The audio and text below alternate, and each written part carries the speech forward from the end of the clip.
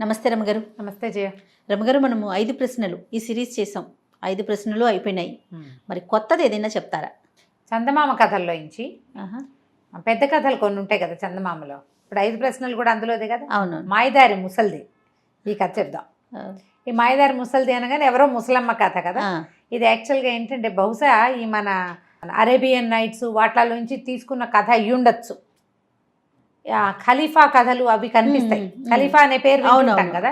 ఈ మరి ఎందులో నుంచి తీశారో తెలియదు కానీ నాగభూషణం గారిని ఒక ఆయన రాశారు ఈ కథ. భలే సరదాగా ఉంటుంది, ఇంట్రెస్టింగ్గా ఉంటుంది. ఒక ముసలమ్మ ఎలా బాగ్దాద్ నగరాన్ని అట్టుడికించిందో చెప్తారనమాట. ఇది ఎక్కడి నుంచి అని చెప్పాలి. ఇది బాగ్దాద్ నగరం అంటే ఇది ఎక్కడో అరేబియాలో ఉన్న అరబిక్ నైట్స్ అలాంటి కథల్లోంచి తీసుకుని ఉంటారు. అన్నీ ముస్లిం పేర్లే వస్తాయి. ఓకే. ఆ కథ అట్లాంటిది. మన స్టోరీ అంతా మనలాంటి కథలాగానే ఉంటుంది. వాళ్ళ పద్ధతులు కొంచెం తేడాగా ఉంటాయి, పేర్లు తేడాగా ఉంటాయి, ఆ కాలం నాటి విధానం తేడాగా ఉంటుంది. ఇలాంటి కథలు ఎందుకు చెప్తున్నారు లాంటివి అనకండి. హాయిగా కథని ఎప్పటి మన రొటీన్ డైలాగ్ కథలాగా కథే అంతే. కథలాగా వినండి. పిల్లలకి చెప్పడానికి కూడా భలే ఇంట్రెస్టింగ్గా ఉంటుంది. మంచి సరదా కథ. ఓకే అండి. పూర్వం అట బాగ్దాద్ నగరానికి ఆయన ఖలీఫాగా ఉన్నప్పుడు, ఆయన రాజుగా ఉన్నప్పుడు ఒక పావురాల టపా నడిచేదట.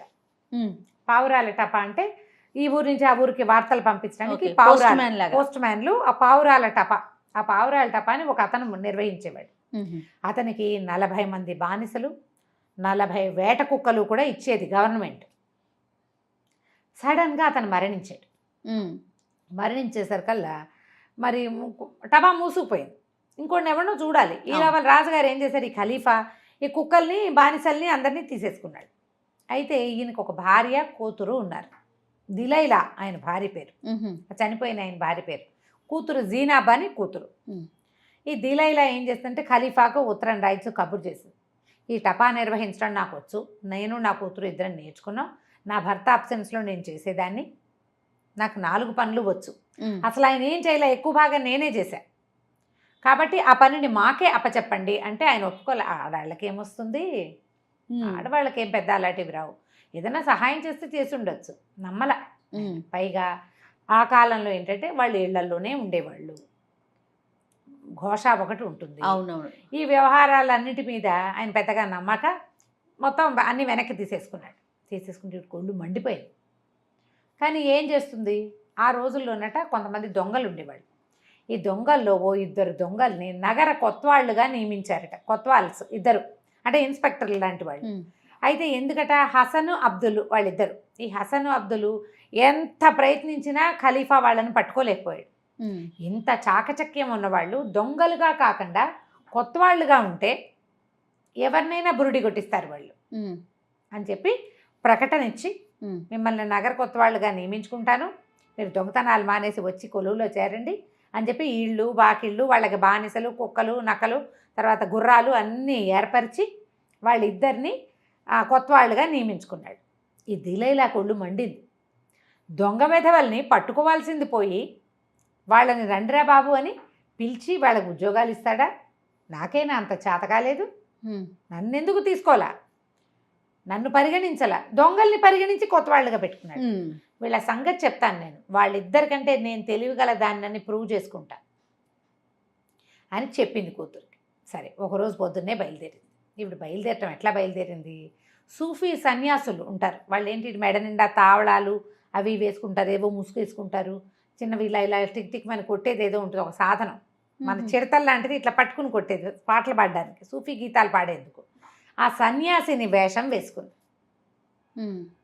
రోడ్డు మీద ఈ సన్యాసులు నడుస్తూ అల్లాహో అక్బర్ అని అరుస్తారు.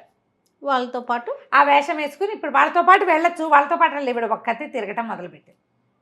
అట్లా తిరుగుతూ ఉండగా ఏమైంది, ఇప్పుడు ఒక రాజప్రతినిధులు, తర్వాత రాజాధికారులు, వీళ్ళు నగర అధికారులు ఉంటారు కదా, ఆ లైన్లోకి వెళ్ళింది. ఆ లైన్లో ముస్తఫా అని ఒక పెద్ద అధికారి ఇల్లుంది. ఆ ముస్తఫా చాలా పెద్ద అధికారి, ఖాతూన్ అని ఒక అందమైన భార్య ఉందట. ఎంత అందగత్తో ఆవిడ. పిల్లలు లేరు, కానీ ఆ మామూలుగా ముస్లిమ్స్లో 2వ 3వ వివాహాలు చేసుకునేందుకు అనుమతి ఉంటుంది. పిల్లలు లేకపోతే అందరిలోనూ 2వ పెళ్లి చేసుకోవచ్చు. కానీ ఈ ఖాతూన్ బ్యూటీకి ఇదైపోయి ఆయన భార్యను ముద్దుగా చూసుకునేవాడు, 2వ పెళ్లి చేసుకోవాలి. ఈవిడ పాపం అయ్యో నా వల్ల ఈయనకి పిల్లలు లేకుండా పోయారని ఏదో మందులు మింగుతూ ఉండేది. ఆయన కొంచెం బాధగా ఉండేది. తనతో పాటు దివాణానికి తీసుకెళ్ళడానికి కుమారుడు లేకపోయారని దిగులుగా ఉండేది. కానీ భార్యా వ్యామోహంతో ఆయన పెళ్లి చేసుకోలేదు, ఇంకో పెళ్లి చేసుకోలేదు. ఆవిడ ఆ మందు ఈ మందు ఆ సన్యాసులు ఈ సన్యాసులు వాళ్ళని వాళ్ళని పిలిచి ఆశ్రయిస్తూ ఉండేది. అయితే ఏమైంది, ఆ ఖాతూను అప్పుడే ఆ ముస్తఫా గారు గుర్రం ఎక్కి బయటికి వెళ్ళాడు. ఈ అమ్మాయి ఏమో బయట అక్కడ పైన మేడ మీద నిలబడి భర్తకి బాయ్ చెప్తారు. మన సూఫీ సన్యాసి వేషంలో ఉన్న దిలైలా అటు వెళ్తూ చూసి పైకి చూస్తే కొత్త పెళ్లి కూతురలే మెడ నిండా చేతులు నిండా చెవులు నిండా నగలు. చూస్తే అమ్మాయి అందంగా ఉంది, ధగలాడిపోతుంది నగలు.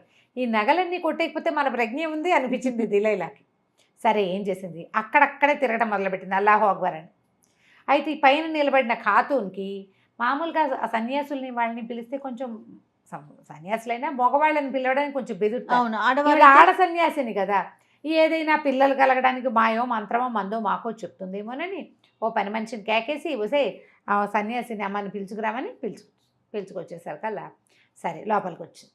ఈవిడేమంది, మరి పిల్లలు లేరు నాకు అనేసరికల్లా ఈవిడ చెప్పింది సన్యాసిని వేషంలో ఉందిగా. దిలైలా ఏమందంటే, నాకు తెలిసిన ఒక సిద్ధపురుషుడు ఒక ఆయన ఉన్నాడు, అసలు ఆయన దగ్గరికి వెళ్ళామంటే పిల్లలే పిల్లలు అనేసరికల్లా నేను ఎట్లా వస్తాను, ఎట్లా రావడానికి ఏముంది, ఇప్పుడు నాతో బయలుదేరిరా, మీ ఆయన వచ్చేసరికి ఇంటికి వెళ్ళిపోదు, గంటకు వచ్చేస్తావు నువ్వు. అసలు ఆడవాళ్లే ఆశ్రయించాలి పిల్లల కోసం, మగవాళ్ళదేముంది, ఆయన ఇంకో పెళ్ళి చేసుకోవచ్చు, పాప మీ ఆయన ఏదో నీకోసం ఆగాడు అనేసరికల్లా బయటికి వెళ్తాం అనగానే ఈవిడ రోజు మెళ్ళో ఉన్న అలంకారాలు రోజువారడివి అట్లా కళకళలాడుతూ ఉంటుంది. ఇంకో 4 వస్తువులు దిగేసుకుంది అమ్మడు. వేసుకుని ఈవిడ వెనకాల బయలుదేరింది మేలు ముసుగేసుకుని.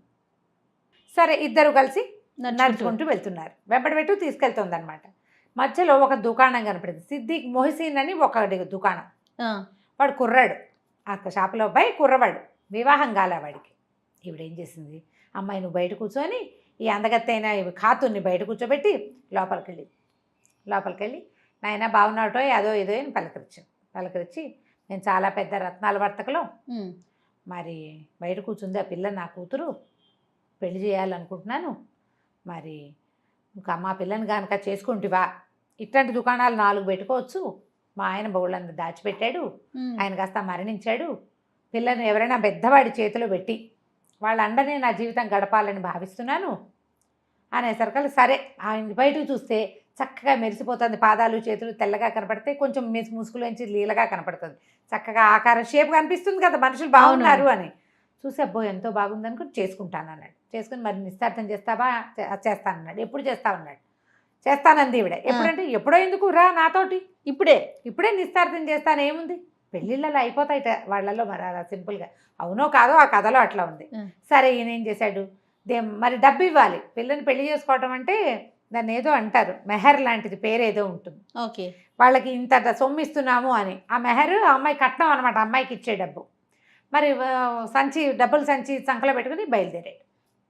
ఈ ఖాతూన్ని ఈ మొహసిన్ని ఇద్దరిని వెంట పెట్టుకుని ముందుకు నడుచుకుంటూ ముందుకెళ్ళేసరికి హజ్ మొహమ్మద్ అనే ఒకటిది కలంకారీ దుకాణం కనపడింది. ఇక్కడ ఏంటంటే కలంకారీ దుకాణం అంటే బట్టలు అద్దకం వేస్తారు, రంగుల్లో ముంచి ఇవ్వటం, కొన్ని డిజైన్లు వేసి ఇవ్వటం, కలర్స్ మార్చడం, బట్టలకి కలర్స్ మార్చడం కనపడేసరికి మీ ఇద్దరు ఇక్కడే ఉండండి, నాకు పని ఉందని లోపలికి వెళ్ళి ఒక మాట మాట్లాడొస్తాను. లోపలికి వెళ్ళి నాయన మా ఆయన చనిపోయాడు, బయట ఉన్న వాళ్ళిద్దరు మా పిల్లలు, మేము చాలా అర్జెంటుగా ఇల్లు ఖాళీ చేయవలసి వచ్చింది, ఎమర్జెంటుగా ఇల్లు కావాల్సిన పరిస్థితుల్లో ఉన్నాను నేను, మీకు మీ దాంట్లో మీ పరిచయస్తుల్లో ఎక్కడైనా ఒక ఇల్లు ఉందా, ఈ పూట ఇల్లు తీసుకోవాలి, సామాన్లు తెచ్చుకోవాలి, మేము అది ఖాళీ చేయవలసి వచ్చింది, మరమ్మతులు పెట్టుకున్నాం, ఆ పని వాళ్ళు ఏమో వచ్చేసారు అనేసరికల్లా ఇతను ఆ మాట ఈ మాట మాట్లాడి చూస్తే మరి ఈవిడ ముసలిది, 2 పిల్లలు కనపడతారు, కుర్రాడు, అమ్మాయి ముసుకేసుకుని పిల్ల ఒకటి కనపడుతోంది, వీళ్ళ పిల్లలే అనుకుంటారు ఆవిడ చెప్పడాన్ని బట్టి.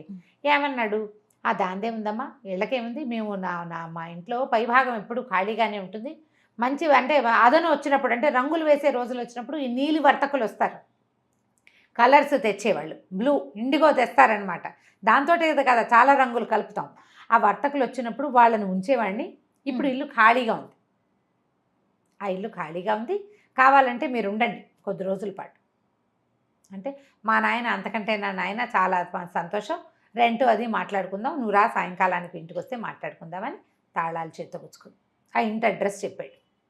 ఆ కలంకారీ దుకాణం నుంచి బయటకు వచ్చి ఈ పిల్లని ఈ కుర్రాన్ని మొహసీన్ అనే అబ్బాయి, ఖాతూన్ అనే అమ్మాయి ఇద్దరిని వెంబడబెట్టు తీసుకుపోయింది ఆ ఇంటికి. తీసుకెళ్ళి ఆ మొహసీన్ ఏమో నువ్వు ఇక్కడ కూర్చో, నేను కాజీని పిలుచుకొస్తాను అని కింద ఇంట్లోకి పంపించింది.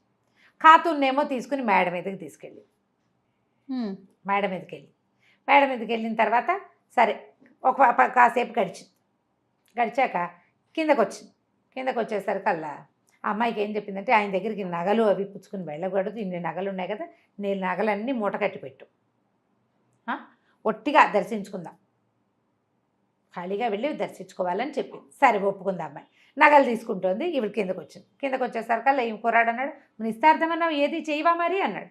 నిస్తార్థానికి ఏముంది, నా కూతురికి బానిస పిల్లలు ఎవరో చెడు మాటలు చెప్పేశారు, నేను నీ షాపుకి వచ్చినప్పుడే దానికి తెలుసు నీ ఒంటి మీద బొల్లుందని అదని చెప్పారు దానికి, వీడికి బొల్లుంది నేను చేసుకోనంటోంది మా పిల్ల అనేసరికి, బొల్ల నాకెక్కడ బొల్లుంది, నాకు బొల్లు లేదు ఏం లేదు అన్నాడు. సరే అయితే ఓ పని చెయ్యి, నువ్వు చొక్కా విప్పుకుని కూర్చో, నీ సంచీను అదేను నీ చొక్కాని నేను పుచ్చుకుంటాలే, చొక్కా విప్పుకుని కూర్చో, నేను పోయి మా పిల్లని పిలుచుకొస్తానని. ఈయన ఏం చేశాడు, ఒంటి మీద అంగరకాలాంటిది ఏదో పక్కకి తాళ్ళు కట్టే చొక్కా ఉంది, ఆ చొక్కా ఓడ తీసుకున్నాడు, కింద ఏదో పైజమా వేసుకుని ఉన్నాడు అతను. ఆ చొక్కా ఓడ తీసి ఆ చొక్కాను ఆ సంచి ఆవిడ చేతికి ఇచ్చాడు. బొళ్ళంతా చూపించద్దా, వీపంతా బొల్లి ఉందో లేదో చూపించాలి కదా, అందుకని ఆ సంచి ఆవిడ చేతిలో పెట్టాడు. ఈవిడ పైకి వెళ్ళి ఏమంది, అమ్మాయి మరేమో ఆయన వచ్చి కింద కూర్చున్నాడు సిద్ధపురుషుడు, మరి నువ్వు పదా, నేను నీ నగలు అవి జాగ్రత్త పెట్టి వస్తానంది. ఈ అమ్మాయి మెట్లు దిగి వెళ్ళే లోపల ఆవిడ ఆ అమ్మాయి నగల సంచి, వీడి డబ్బుల సంచి, వీడి చొక్కా పుచ్చుకుని దిగి వెళ్ళిపోయింది. ఈ ఖాతూన్ ఏం చేసింది, కిందకు వచ్చి చూసేసరికల్లా ఎవరు కనపడ్డారు, లోపలికి వెళ్ళేసరికల్లా ఈ చొక్కా విప్పు కూర్చుని కుర్రాడెవడో కనపడ్డాడు. ఇంతకుముందు వీడు మనతోటే వచ్చాడనే ధ్యాస లేదు ఆ అమ్మాయి, అతను అసలు చూడలేదు, పట్టించుకోలేదు, ఎవరినో పిలుచుకొస్తోంది అనుకుంది. ఏది నా ఒంటి మీద బొల్లుందన్నట్టుగా చూడని వీపు చేయి పొట్ట చూపించబోయాడు. ఈ అమ్మాయి కంగారు పెట్టి, వీడెవడో నాకు ఒళ్ళు చూపిస్తున్నాడు ఏమిటి రోతగా అని పరిగెత్తుకుంటూ పైకి వెళ్ళిపోయి ఒక కేక పెట్టి పరిగెత్తుకుంటూ వెళ్ళి మేడ మీదకి వెళ్ళి తలపేసి కూర్చుంది. వీడేమో కింద కూర్చున్నాడు, ముసలం వస్తుంది అనుకుంటున్నాడు. ఇంతలో ఈవిడేం చేసింది, ఆ కలంకారీ షాప్ వాడి దగ్గరికి వెళ్ళేటప్పుడు చేతిలో మూట ఉంది, నగలది ఒక మూట, అతను డబ్బులు సంచి, చంకలో పెట్టుకునే సంచి, వాడి చొక్కా, వీటిని తనకు తెలిసిన ఒక దుకాణంలో పెట్టింది. ఇప్పుడే వస్తా అని చెప్పి కలంకారీ వాడి దగ్గరకు వచ్చింది. హజ్జ మొహమ్మద్, ఆ మొహమ్మద్ దగ్గరకు వచ్చి, బాబు చాలా బాగుందండి, ఎంత సహాయం చేశారో మీరు, కాకపోతే ఒక చిన్న పని ఉందండి, నేను ఇంటికి వెళ్ళి సామాన్లు పట్టించుకొస్తా, మీరు నాకు ఒక పని చేయండి, పిల్లల ఆకలి అలవటిస్తున్నారు అని ఒక దినారం చేతిలో పెట్టింది. దినారం అంటే పెద్ద డబ్బు, ఓ 1000 రూపాయలు అనుకో, కాస్త మా పిల్లలకి రొట్టెలు అవి పట్టించుకెళ్ళండి, మీరు కూడా ఈ పూట ఫలహారం నా సొమ్ముతోటే చేసేయండి అంతే. సరే ఆయన ఏం చేశాడు, ఏదో పెద్దది మన ఇల్లు అద్దెకి ఇచ్చాము బాగానే ఉంది కదా, అవును, ఆ దినారం పుచ్చుకుని వెళ్ళేసరికల్లా ఒక 2 నిమిషాల్లో ఆ పనివాడు బయట ఏదో పని చేస్తున్న కుర్రాడు లోపలికి వచ్చాడు. ఈవిడ అటు ఇటు చూస్తుంది, అలంకారీ రంగులు వేసే సామాన్లు గీమాన్లు చాలా ఉన్నాయి. ఆ కుర్రాడికి అంది, బాబు నువ్వు ఇక్కడే ఉన్నావా, నాకు కనపడలేదు, మరేమోను అతను రొట్టెల దుకాణానికి వెళ్ళాడు, నిన్ను ఒక మాట రమ్మన్నాడు మీ యజమాని అనేసరికల్లా, మరి నేను ఇక్కడ కొట్లో ఎవరుంటారు, నేను ఉంటా కదటయ్యా, నేను ఉంటాగా, మీ యజమాని ఇల్లు అద్దెకి తీసుకుని దాన్నే కదా నేను ఉంటాలే, నువ్వు వెళ్ళని కుర్రాడిని పంపేసింది. ఈ కొట్లో సామాన్లు తను ఏమేమి ఎత్తిపెట్టి ప్యాక్ చేసేయగలదు అవన్నీ తీసేసుకుంది పక్కకి. తీసేసి ఆ దారిపోతున్నటువంటి ఒక మోత గాడిద కుర్రవాడిని పిలిచింది. అక్కడ ఏంటంటే మోత బరువు సామాన్లు మోసుకెళ్ళడానికి గాడిదలు కుర్రాళ్ళు, మోత బరువు కుర్రాన్ని పిలిచి, ఒరే అబ్బాయి ఈ దుకాణం తెలుసు కదా, హజ్ మొహమ్మద్ కలంకారీ వాడు మా అబ్బాయే, వాడు అప్పులు చేశాడు, అక్కడి నుంచి రాజభట్లు వచ్చి జప్తు చేయబోతున్నారు, మరి కొన్ని సామాన్లు ఉపయోగపడే సామాన్లు ఏమో నేను గాడిద మీద వేసి పట్టుకెళ్తాను, నీ గాడిదని కాసేపు నాకు ఇవ్వు, మరేమో నువ్వు ఇక్కడే ఉండు, నేను ఇవి సామాన్లు ఇంటి దగ్గర చేర్చేసి మళ్ళీ వస్తా, నువ్వేం చేస్తావంటే ఈ రంగుల సీసాలు అవి ఉన్నాయి, అది ఆవిడ కదపలేదు, కదపగలిగేవన్నీ పట్టుకెళ్ళిపోతుంది, ఈ కదపలేని సీసాలు అవన్నీ పగలగొట్టేసేయి, లేకపోతే భటులు వచ్చి జప్తు చేసేస్తారు, జప్తు అయితే మళ్ళీ దుకాణం పుట్టదు అని చెప్పింది.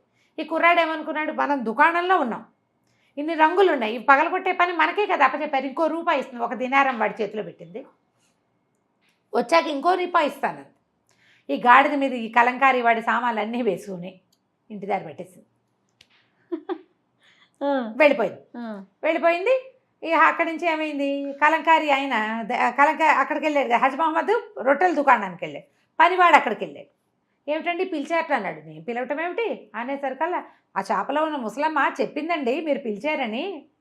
ముసలమ్మ అలా ఎందుకు చెప్తుంది? ఆవిడే కదా రూపాయి ఇచ్చి దినారం ఇచ్చి రొట్టెలు, నన్ను రొట్టెలు కొనమంది.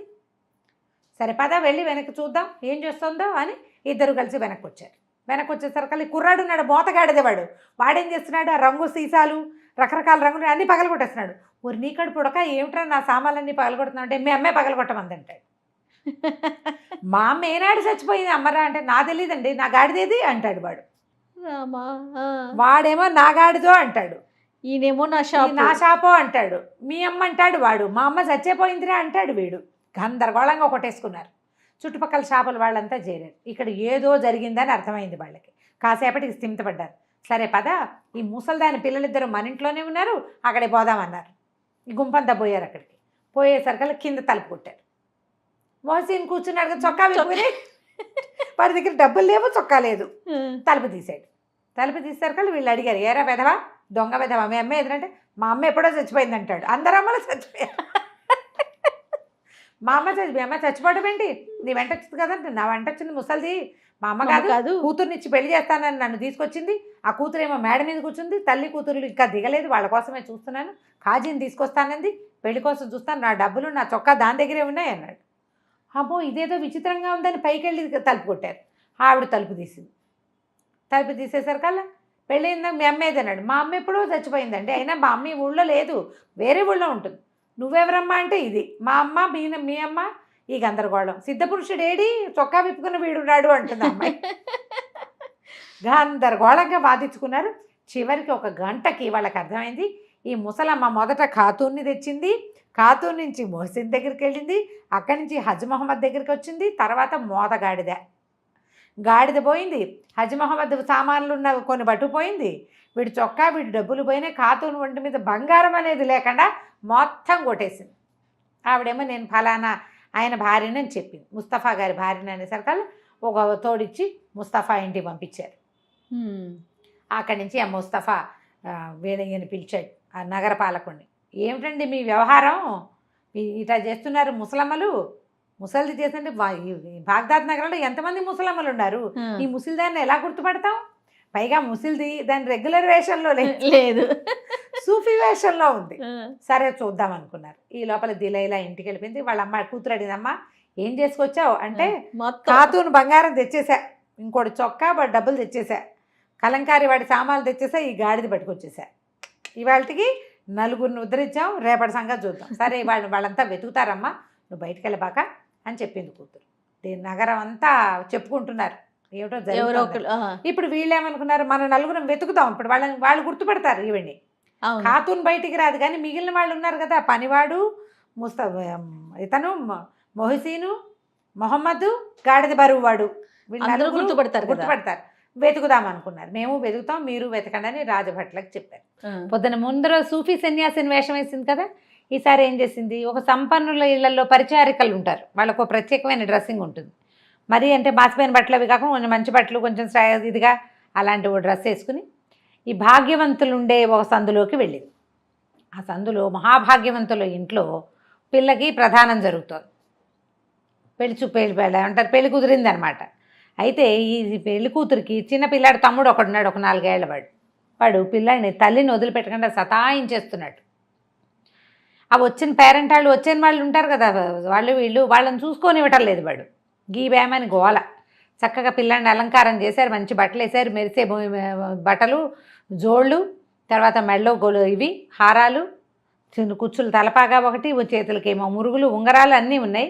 ఓహో నస పిల్లాడు. కొంచెం జనాలను చూసేసరికి కొంతమంది పిల్లలు అట్లా క్రాంకీగా ఉంటారు కదా, ఈవిడ ఇటు తిరిగి చూసుకొని ఇవ్వట్లేదని ఆ పెద్ద ఆవిడ ఏం చేసింది, ఆ పెళ్లి కూతురు తల్లి ఈ పిల్లాడిని ఒక దాతికి అప్పచెప్పి పాకెట్లో కూర్చో, వీడిని అక్కడ ఆడిచ్చు, ఈ ప్రోగ్రామ్ అంతా అయ్యాక అప్పుడు తీసుకోవద్దు గారని తినడానికి ఏదో ఒక తినుబండారని చేతిలో పెట్టి లోపల చుట్టాలను చూసుకుంటుంది ఆవిడ.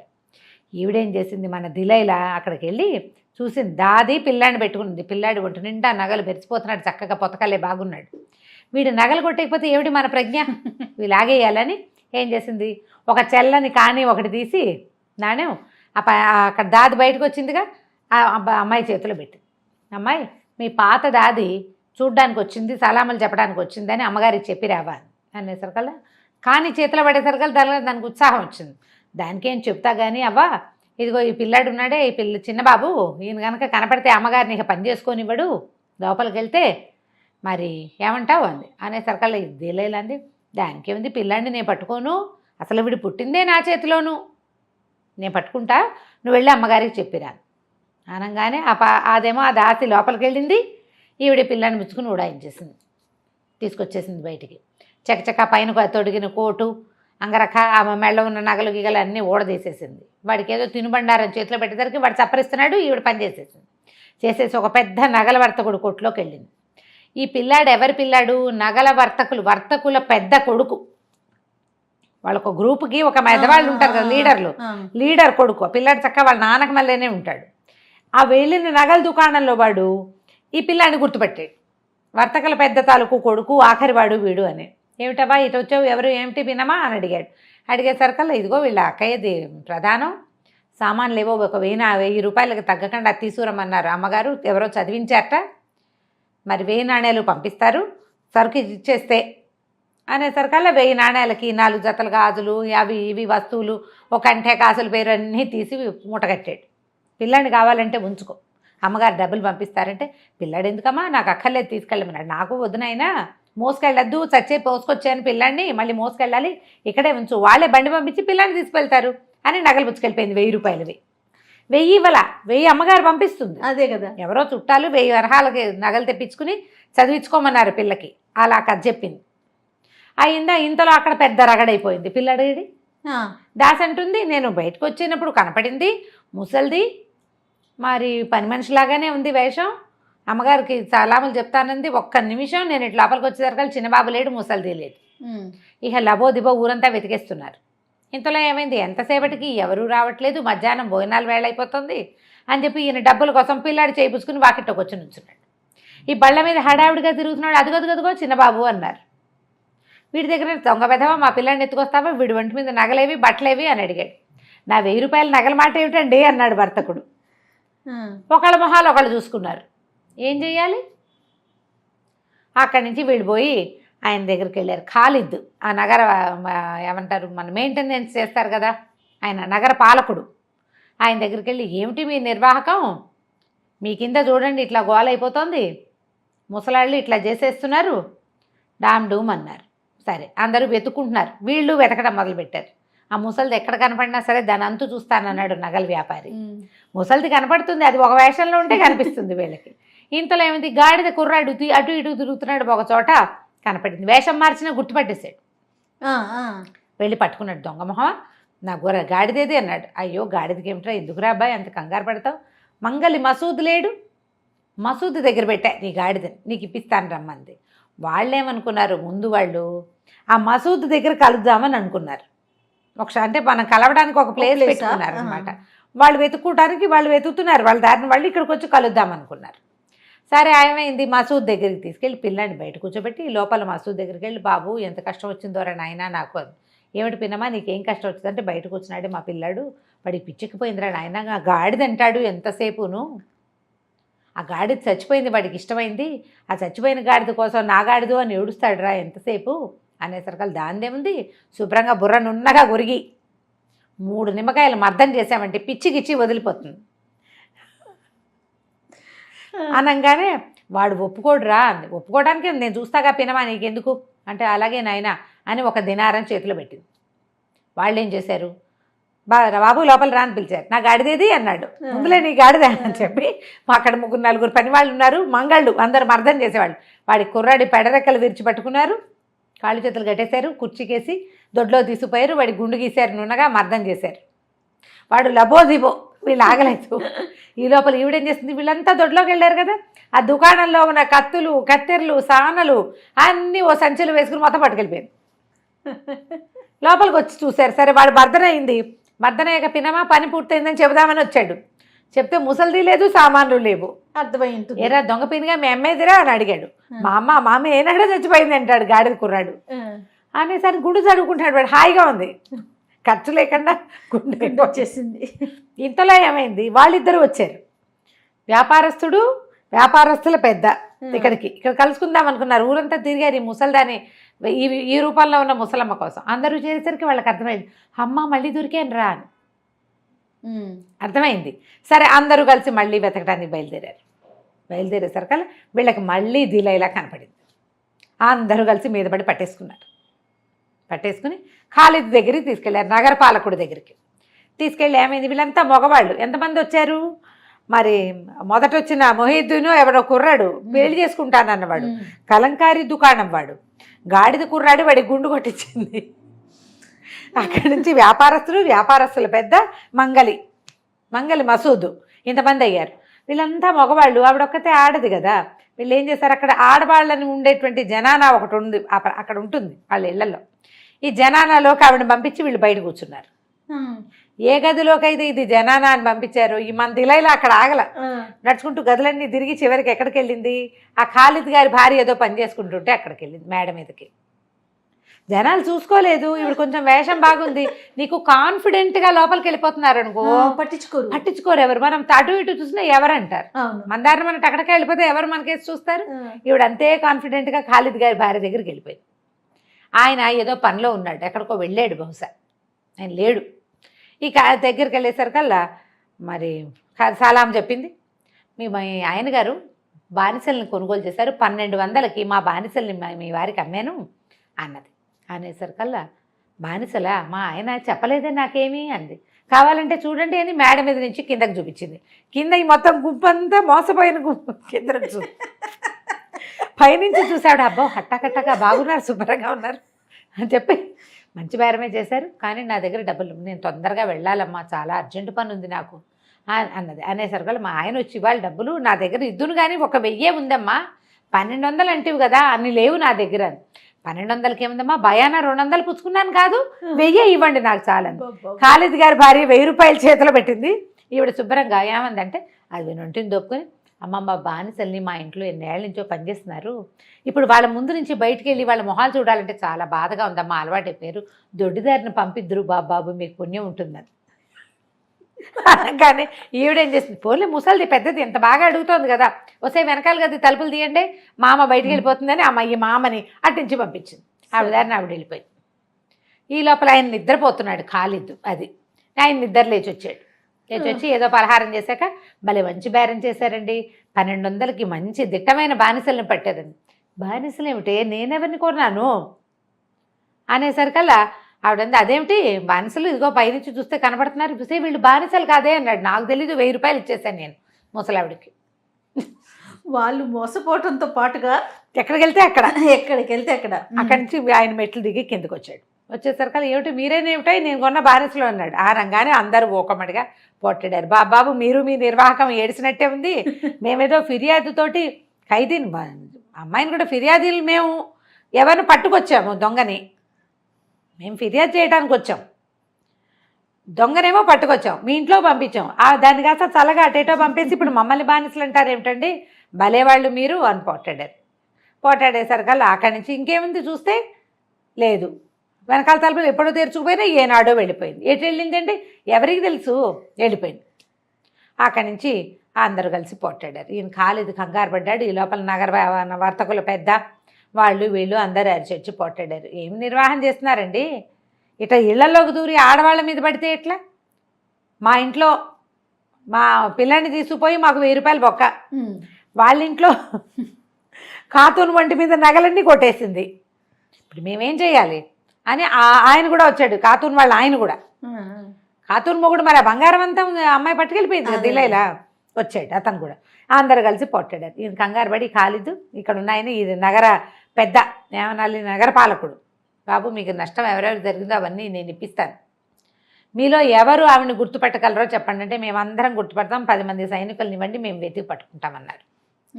ఇక అక్కడి నుంచి మొదలుపెట్టి నగరం మీద పడి వెతికారు. సాయంత్రానికి దిలైలా దొరికేసింది, వాళ్ళకి పట్టేశారు. ఇక దిలైలా ఆట కట్టేసినట్టే కనపడుతోంది. తీసుకెళ్ళి ఆ ఖాలిద్ ఆయన ఈయన ఉన్నాడు కదా నగర ప్రతినిధి, నగర పాలకుడు, అక్కడ పట్టుకెళ్ళేసరికల్లా ఆయన అడిగాడు, ఏమిటమ్మా ఈ దొంగతనాలు నీ ఉద్దేశం ఏంటంటే, దొంగతనం ఏమిటంటే నేనేనాడు దొంగతనం చేయలేదంటుంది. ఈ వీళ్ళు ఉన్న వాళ్ళంతా ఇదే దొంగ, మా దగ్గర నుంచి ఇలా కొట్టేసి అలా కొట్టేసి కథలుగా చెప్పుకుంటున్నారు వాళ్ళు. ఈవిడ ససేమిరా అంది. అనేసరికల్లా సరే ఏమనుకున్నారు, ఇప్పుడు ఇక్కడ ఇలా కాదు, ముందు ఈరోజు చీకటి పడిపోతుంది, సాయంత్రం అయిపోయింది కదా, రేపొద్దున్నే మొత్తం అందరినీ పిలిచి సాక్షులతో సహా విచారించి మొత్తం చుట్టుపక్కల వాళ్ళని కూడా పిలిచి విచారిద్దాం, మనమే వీళ్ళే కాకుండా కొత్త వాళ్ళని వీళ్ళని అందరినీ పిలుద్దాం అనుకున్నారు. పిలుద్దాం అనుకుని సరే ఈ చెరసాల కారాగార అధికారి ఉంటాడు కదా, ఆయన పిలుస్తారు, దీన్ని పట్టుకెళ్ళి మీ జైల్లో పెట్టుకోమంటే వాడు ఒప్పుకోడు. ఇవి చాలా మోసకారిగా ఉంది, ఎవరు పట్టుకుంటే వాళ్ళ నెత్తి మీద కుచ్చుల టోపీ పెడుతోంది, నా వల్ల కాదండి, తీరా నేను పెట్టుకుంటే వాళ్ళని నా నెత్తి మీదకి వస్తే అదే కదా, వీళ్ళంతా చూడు ప్రతివాడు దొరికాడు ఆవిడికి, నేను దొరికిపోతే ఎట్లా, అసలే మా ఇంట్లో చాలా సమస్యలు ఉన్నాయి, నేను ఇప్పుడు పెట్టుకోను అన్నాడు. అనేసరికి సరే ఏం ఆలోచించారు, ఇది తెలివిగలది. రెండోది అంత తేలిగ్గా నేరం ఒప్పుకునేటట్టుగా కూడా కనిపించట్లా, దొంగతనం అనేది నా జీవితంలో చేయలేదంటోంది. మొహం చూస్తే కొంతమంది మొహాలు పట్టుపడిపోతాయి, ఇంత హడావిడి అయ్యేసరికి బిత్తరపోతారు. అంటే మరీ చేయి తిరిగిన దొంగ కదా రమ్మగారు, స్ట్రాంగ్ విమెన్, కాకలు తీరిన దొంగ. దాంతో వీళ్ళు ఏమనుకున్నారు, ఓపెన్ ప్లేస్లో కట్టేద్దాం, అందరూ చూస్తుంటారు, ప్రపంచం అంతా సిగ్గుపడుతుందా, సిగ్గని కాదు అంటే ఎవరినైనా మోసపుచ్చేసేందుకు అవకాశం లేని పరిస్థితిలో ఉంటుందని చెప్పి ఏం చేశారు, సరే ఈ కొంచెం ఊరికి బయటగా వజ్రస్థానాలు అవి ఉంటాయి, ఇలా ఖైదీలను బంధించే ప్లేసులు, అక్కడ తీసిపోయి కాళ్ళు చేతులు పెడరెక్కలు విరిచి కట్టేశారు ఈ దిలేలని. మరి ఇవి కాపలా ఉండటానికి సైనికులు అందరూ తలా ఒక మాట మాట్లాడారు, మా డ్యూటీలు కాదని అదని ఇదని. సరే వీళ్ళు ఏమన్నారు, ఫిర్యాదీలు ఉన్నారుగా 5-6 మీరు ఉంటారంటే కాపలా మేమే ఉంటాం, దీన్ని ఎలాగైనా సరే రేపొద్దున పట్టించి మా సొమ్మంతా మేము వసూలు చేసుకుని తీరాలన్నారు. సరే మేమే కాపలా ఉంటామన్నారు. అనేసరికి సరే ఒప్పుకున్నారు. ఈ కథ అంతా మొదలై 3 రోజులైంది, అట్లాగే కదా జరుగుతుంది. సరే ఏమైంది, ఒక చోట కట్టేశారు, ఒక చోట అది ఎక్కడ ఒక మన ఈ బాగ్దాద్ నగరానికి బయట నుంచి జనాలు వచ్చి లోపల నుంచి వాళ్ళు వెళ్ళేది, అంటే దాదాపుగా ఆ పొలిమేరల్లో అనమాట ఇది. వీళ్ళు 5-6 కాపలా కూర్చున్నారు. సరే అందరూ తిండి తెప్పించుకున్నారు ఇళ్ళ దగ్గర నుంచి, ఈ దిలైలాన్ని కట్టేసారి తిండిలేదు తిప్పలేవు. మరి అందరూ తిన్నారు, తెగ తిట్టిపోసారు వంతుల వారీగా, నువ్వు అలా చేసావు ఇలాంటి చేసావు, నువ్వు ఇలాంటి దానివి, నువ్వు నరకంలో పడిపోతావు, అలా నిన్ను శిక్షిస్తాడు, ఇట్లా నానా తిట్లు తిట్టారు. నోళ్ళు నొప్పి పుట్టాక భోజనాలు చేశారు. భోజనం చేశాక 3 రోజుల నుంచి నిద్రలు లేవు కదా, పైగా ఒక హైరాణ, ఒక టెన్షను. సడన్గా అమ్మాయి దొరికేసరికి అది రిలీవ్ అయిపోయింది, తిట్టేసరికి ఉన్న ఖర్చంతా తీరిపోయింది, తినేసరికి నిద్ర వచ్చింది, అందరూ పడుకున్నారు. ఈ దిలైలా మాత్రం నిద్ర పట్ల, తప్పించుకోవాలి ఎలాగా. ఇంతలో ఏమైంది, అది పొలిమేర కదా, 2 వ్యక్తులు కలుసుకున్నారు ఆ పొలిమేరల్లో. మామూలుగా చీకటిగా రాత్రిపూట 9-10 గంటలకి మనం అపార్ట్మెంట్లో పైన మాట్లాడుతున్నా కిందకి వినపడుతుంది, వాతావరణం ప్రశాంతంగా అయిపోతుంది, అనకుండా ధ్వని ఉండదు, పగటిపూట ఉండే సందడి లేకపోతే రాత్రిపూట మన మాటలు వేరేగా సౌండ్లో వినపడతాయి. ఈ పొలిమేరల్లోకి లోపలికి వస్తున్నవాడు ఒకడు, బాగ్దాద్ నగర ప్రవేశం చేస్తున్నవాడు ఒకడు, బాగ్దాద్లో నుంచి బయటికి వెళ్తున్నవాడు ఒకడు, 2 వ్యాపారస్తులు తారసపడ్డారు. ఏ ఊరన్నా ఏ ఊరు తమ్మాయి అని మాట్లాడుకున్నారు. ఈ నగరంలోకి వస్తున్నవాడు అడిగాడు, ఈ బాగ్దాద్ నగరంలో మంచి విశేషం ఏమిటి, ఇప్పుడే వస్తున్నాను నేను, మొదటిసారి రావటం. అనేసరికి ఈ వెళ్ళేవాడు చెప్పాడు, తేనె రొట్టెలు బాగుంటాయి ఈ ఊళ్ళో, తేనె రొట్టెలు అంటే బహుశా ఏదన్నా మా నాన్నులు లాంటివి అవి ఉంటాయి, తీయటివి బన్నులు లాంటివి, మీగడ పూసిన తేనె రొట్టెలు అద్దరిపోతాయి, ఎంత రుచిగా ఉంటాయో. మామూలుగా ఏదైనా తీయటి పదార్థం కమ్మటి పదార్థం తినగా మొహం మొత్తుతుంది, కానీ ఈ తేనె రొట్టెలు ఉన్నాయే మీగడ రాసినవి, అవి అసలు మొహం మొత్తవు. నేను 3 రోజులు ఉన్నాను, 3 రోజుల నుంచి అవే తిన్నా పొట్ట పగిలేలాగా, ఇంకా తిందామని ఉంది, 4 ప్యాక్ చేసుకుని పట్టుకెళ్తున్నా. అనేసరికి ఈ కొత్తగా వస్తున్నవాడు అన్నాడు, అలాగా అన్ని చోట్ల దొరుకుతాయా, ఏదైనా ప్రత్యేకమైన కొట్ట అదే ఇదే అని అడిగాడు. 5-6 చోట్ల దొరుకుతాయి ఏదో చెప్పాడు. చాలా పెద్ద పెద్ద వ్యాపారాలు చేశారు, వాళ్ళు బాగా సంపాదించారు, ఆ రొట్టెలు అంత ఫేమస్ అన్నాడు. మాట్లాడుకున్నారు, ఆయన దారిని ఆయన పోయాడు, ఈయన దారి ఈయన పోయాడు. ఈ ఊళ్ళోకి వస్తున్న వాడి మాటలు అర్థమైనాయి, వీడికి మీగడ పూసిన తేనె రొట్టెలు కావాలి, ఈవిడ నేను తిన్ను నాకొద్దు, నేను తిన్ను నాకొద్దు అంటాం మొదలుపెట్టింది దిలైలా. ఇవి నడుస్తున్న ఆయనకి ఇప్పుడు వీళ్ళ మాటలు ఆవిడకి వినపడ్డట్టే, ఆవిడ ఆడదాని గొంతు వినపడతాం స్పష్టంగా, ఆడగొంతు. పైగా నేను తిన్ను బాబోయ్ నాకొద్దు, చచ్చిపోతున్నాను, నేను తినలేను నాయనో, నా వల్ల కాదు బాబోయ్, నేను తిన్ను, ఇంకా అవే మాటలు వింటుంటే ఏమనుకున్నాడు, అయ్యో ఎవరో ఆడమనిషి చీకట్లో ఏమిటో అవుతుందని మెల్లిగా అటొచ్చాడు. వచ్చి చూస్తే కింద పడుకున్న వాళ్ళు పెద్దగా అతనికి తెలియలే, ఏదో కొంతమంది కనపడ్డారు. ఈ నిలబడి పెడరెక్కలు విరిచి కట్టేసిన ముసలిది కనపడింది. ఏమమ్మా ఎవరమ్మా నువ్వు, ఏమిటో తిన్నంటున్నావు, నిన్ను ఇలా కట్టేశారు, ఏమొచ్చిందమ్మా నీకు ఇంత కష్టం అన్నాడు. ఏం చెప్పను నాయన, మాది బాగా కలిగిన కుటుంబం, మా ఆయన తేనె రొట్టెల వ్యాపారం మాది, మీగడ పూసిన తేనె రొట్టెలు చాలా ఫేమస్, మా ఆయన లక్షలు గడించాడు దాని మీదే. అయితే రోజు తిని తిని తిని నాకు మొహం మొత్తిపోయింది. తినడం మానేశాను నేను. డోకొస్తుంది నాకు అవి చూస్తే. మరి అవే తింటుంటే కొన్నాళ్ళకి వస్తుంది చూడు. మరేమో ఒకరోజు బాగా పెద్ద వర్తకుడు ఒక ఆయన వచ్చాడు. ఆ వర్తకుడు వచ్చిన రోజున మా ఆయనకి విందిస్తూ నన్ను కూడా అక్కడే ఉండమని ఆయనకి వడ్డించాక నువ్వు తినవే అని నాకు ఇచ్చాడు. నేను అది నోట్లో పెట్టుకున్నాను. ఆయన తినకూడదు, అసలు నాకు అసహ్యం పుట్టేసింది. మా ఆయన బలవంత పెట్టాడని పెట్టుకునేసరికల్లా నాకేమో వాంతి వచ్చింది. ఆ వర్తకుడు అనుమానపడి ఇందులో ఏదో ఉందని వెళ్ళిపోయాడు. మా ఆయన తన బిజినెస్ నేనే పోగొట్టానని రాజుగారికి ఫిర్యాదు చేశాడు. ఖలీఫా ఏమో నన్ను బాగా రొట్టెలు తినిపించమని నాకు అదే శిక్షించాడు. నన్ను కట్టేశారు. రేపొద్దునే మా ఆయన తెల్లవారుజామునే వచ్చేస్తాడు రొట్టెలు పుచ్చుకుని. 100 రొట్టెలు తినాలి నేను, నాకు వద్దంటున్నాను నేను అని వలవలా ఏడ్చింది. నిర్ఘాంతపడి ఎంత కట్టుగా తల్లేసింది చూడు, గోడ కట్టేసింది.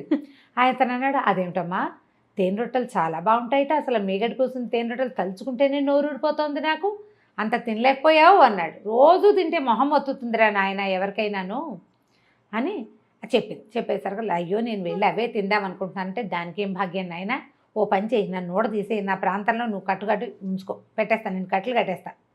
నాలాగా ముసుగేసి కూర్చున్నామంటే నేనే అనుకుంటారు, రొట్టెలు పెట్టేస్తారు, హాయిగా తిని రూపాయి ఖర్చు లేకుండా పరదేశివి, నీకు మాత్రం డబ్బులు ఎక్కడి నుంచి వస్తాయి, పాపం చూస్తే బీదవాడిలాగా ఉన్నావు అన్నది.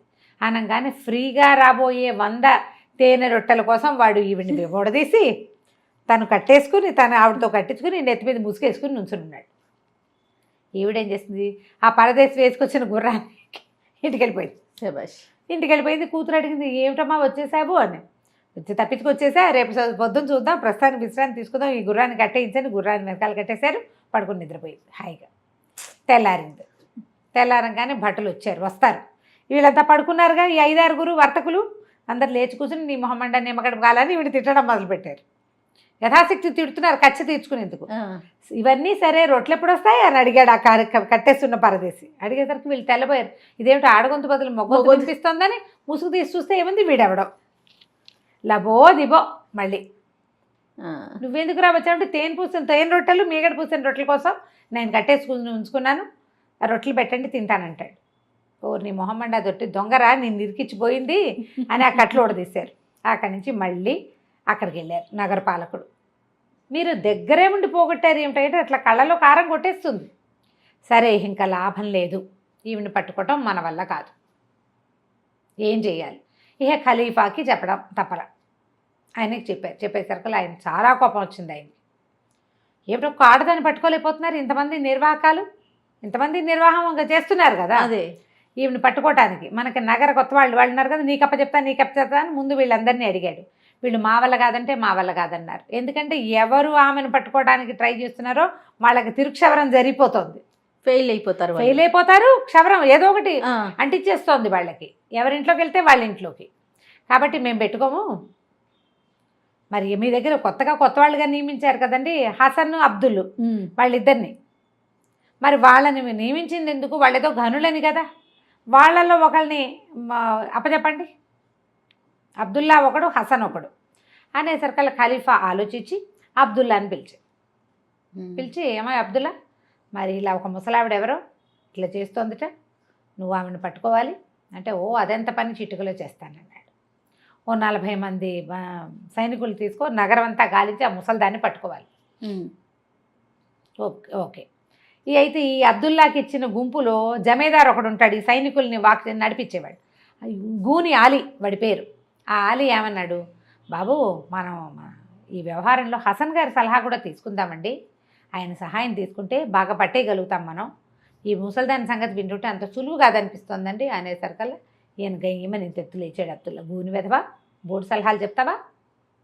హసన్ గారికి గొప్ప ఏంటి, మా తక్కువ ఏంటి? వాడు దొంగే, నేను దొంగనే, నేను మనం పట్టుకోలేమా, మనకు ఎవ్వడి సహాయమో అక్కర్లేదు అన్నాడు. హసన్ వినేలాగానే అన్నాడు. సరే ఊరుకున్నాడు. హసన్ ఏమనుకుంటే, సరే వీడికి చేత కాకపోతే మన దగ్గరికే వస్తుంది.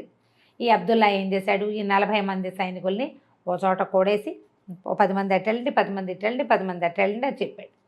అందరూ కలిసి మనం ఒక చోట కలుసుకుందాం. అది ఎక్కడ, ఒక సరాయ్ అంటే ఒక చిన్న హోటల్ లాంటిది అనమాట, ఒక బహుశా ఫంక్షన్ హాల్ అయ్యి ఉంటుంది. సరాయ్ దగ్గర కలుసుకుందాం, మీరు అన్ని పక్కల గాలించి అక్కడికి రండి అని చెప్పాడు. సరే ఈ హసన్ గారు ఈ అబ్దుల్లా గారు ఈ జనాల్ని ఈవిడ్ని వెతుకుతున్నాడు అనే సంగతి ఊళ్ళో ప్రచారం అయిపోయింది. అక్కడి నుంచి జీనాబో దిలైలా ఇద్దరు మాట్లాడుకున్నారు, తల్లి కూతురు. దిలైలా అంది, వీడి ఖలీఫా దాకా వెళ్ళిందంటే వ్యవహారం మెల్లిగా మన దగ్గరకు వస్తుంది. కాకపోతే ఒకటి ఉంది, అబ్దుల్లాకి అంత సీన్ లేదు, వాడు నన్ను పట్టుకోలేడు.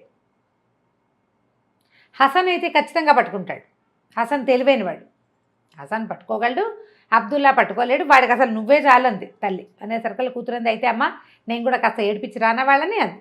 ఓహో తల్లి సరే నీ ఇష్టం, జాగ్రత్తగా వెళ్ళిరమ్మని. ఈ జీనాబ్ ఏం చేసింది, చక్కగా అలంకరించుకుని, చాలా అందమైన అమ్మాయి, చక్కగా అలంకారం చేసుకుంది. ఏ సరాయి దగ్గర వీళ్ళందరూ కలుసుకుందాం అనుకున్నారో అక్కడికి వెళ్ళింది. హజ్ మహమ్మద్ అనేవాడు దాన్ని నడుపుతాడు.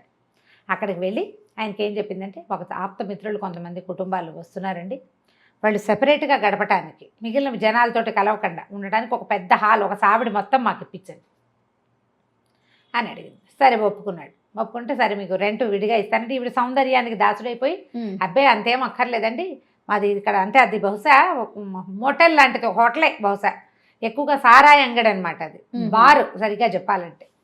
ఏమన్నాడు, మా దగ్గర ఉన్న సారా అంతా ఖర్చు పెడితే చాలు, సారా ఖర్చు పెడితే చాలు, దీనికి రెంట్ ఇవ్వక్కర్లా. డబ్బో సారాక్యమది మా వాళ్ళు అన్నీ చిలుకుండలే తెగ తాగేస్తారు, ఎన్ని పోసినా నిలవ అనమాట వాళ్ళ దగ్గర, అందరూ తాగేస్తారు, దాని డబ్బు వరకు మీకు ముట్ట చెప్తాను అని చెప్పి ఏం చేసింది, ఇంటి నుంచి ఆ పరుపులు, దుప్పట్లు, కంబళ్ళు, సోఫాలు అన్నీ తెప్పించుకుంది. తెప్పించి ఈ సావిడంతా చక్కగా లోపల హాలంతా నీట్గా సర్ది పెట్టింది. సర్దేసి ఆ చరాయి బయట నుంచునేసరికల్లా ఏమైంది, ముందు ఒక 10 మంది పటాలం వచ్చారు. వాళ్ళలో మొట్టమొదట ఆ గూని అలీ అని చెప్పాక అతను జమీదార్ ఉండేసరికల్లా, మీరైనా అబ్దుల్లా అంది. ఇది నవ్వాడు, నేను అబ్దుల్లాని గాను, నా పేరు అలీ అంటారు అనేసరికల్లా, అలాగా నేను మీ అందరికీ స్వాగతం చెప్పడానికి ఇక్కడ నుంచున్నాను, మరి మీరంతా లోపలికి రండి, నా ఆతిథ్యం స్వీకరించండి అని పిలిచేసరికల్లా, ఇంత చక్కగా ముచ్చటగా ఉన్న అమ్మాయి ఆతిథ్యం ఇస్తానంటే ఫ్రీగా మందు పోయిస్తారు. అందరూ లోపలికి వచ్చారు.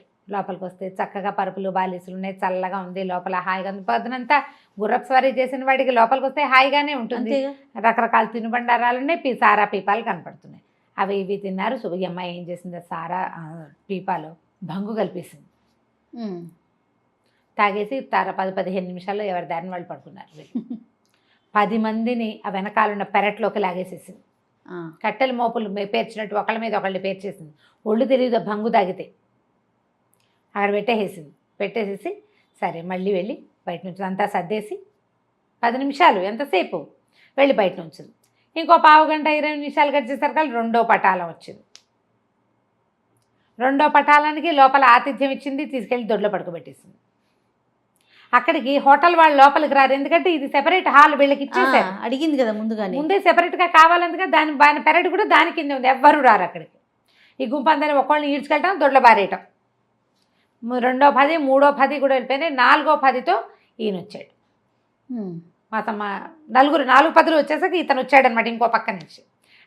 అడిగాడు, అమ్మా మా సైనికులు వచ్చారంటే, వచ్చారండి, అంతా ఇక్కడే ఉన్నారు, మరేమో మిమ్మల్ని మీకు అంతా వీళ్ళు డ్రెస్ తీసుకుంటున్నారు, మీకు కూడా కాస్త ఆతిథ్యం ఇద్దామని నేను చూస్తున్నాను, అలీ గారు కూడా వచ్చారు అని లోపలికి పిలుచుకెళ్ళాక అమ్మాయి మీది ఏ ఊరు ఏంటి అని అడిగాడు. ఏదో చెప్పాక ఆయన కూడా తాగబోసేసింది. దగ్గర కూర్చుని శుభ్రంగా తాగేయంగానే ముందు ఆయన మెడలో ఉన్న నగలు, మెడకి చేతులకి ఉండేవన్నీ ఊడదీసింది.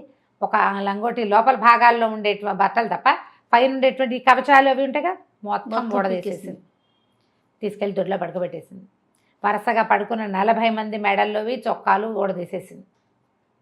అసలు ప్యాంట్లు ఏమిటి కింద పట్టుకుని లాగితే వచ్చేస్తాయి, చొక్కాలు సులువుగా ఉడిపోతాయి, పక్కన కట్టి ఉంటాయి అంతే, కాస్త అటు ఇటు మనుషులు కదిపితే చొక్కాలు ఊడొచ్చేస్తాయి. ఈ 40 + 1 41 పీపుల్వి చొక్కాలు, ప్యాంట్లు, ఒంటి మీద ఉన్న ఉంగరాలు, టింగరాలు, గొలుసులు సమస్తము పుచ్చుకుని చంకలు పెట్టుకుని బయట ఒక బండి మాట్లాడి పెట్టుకుంది. వచ్చేటప్పుడు సామాన్లు తెచ్చింది కాదు, అందులో వేసుకుని ఇంటి పెట్టుకెళ్ళిపోయింది. 2 పూర్తి రోజులు పడుకున్నారు వాళ్ళంతా అక్కడ. నగరంలో ఎక్కడా సడి చప్పుడు లేదు. అబ్దుల్లా వెతుకుతున్నాడు అనుకుంటున్నారు సైన్యంలో మిగిలిన జనం అంతా. 3వ రోజు మధ్యాహ్నానికి మెలకు వచ్చి చూసుకుంటే ఏముంది, మొల దిశ కాదు, రంగోటీలు ఉన్నాయి. ఇంతంత పెద్ద పెద్ద పర్సనాలిటీలు, అందరూ సైనికులు కదా, ప్రతివాడికి అండర్గార్మెంట్స్ తప్పిస్తే ఇంకేం లేవు ఒంటి మీద. ఏం చేస్తారు, అక్కడి నుంచి లేచారు, అటు ఇటు చూశారు, ఏమిటంటే ఒకళ్ళతో ఒకళ్ళు మాట్లాడి ఎవరో అందమైన అమ్మాయి. అంతే. హజ్ మొహమ్మద్ని అడిగితే అతనేమంటాడు, మాకేం తెలుసండి, ఆ అమ్మాయి రెంట్కి తీసుకుంది, డబ్బులు ఇచ్చేసింది, మీరంతా వచ్చి పడుకున్నారని మాకెట్లా తెలుస్తుంది, అమ్మాయి దానికి అమ్మాయి కిందే ఉంది, ఇదంతా చేసేదేం లేదు. ఏం చేస్తారు, అలాగే ఆ బోడిగుళ్ళు అందరివి గుండ్లు మీసాలు, బొర్ర మీసాలు, పెద్ద పెద్ద పర్సనాలిటీలు, చిన్న లాగులతోటి రోడ్డు మీద నడిచి వెళ్ళాల్సి వచ్చింది. ఈ సీన్ని అతను హసన్ చూసేసాడు.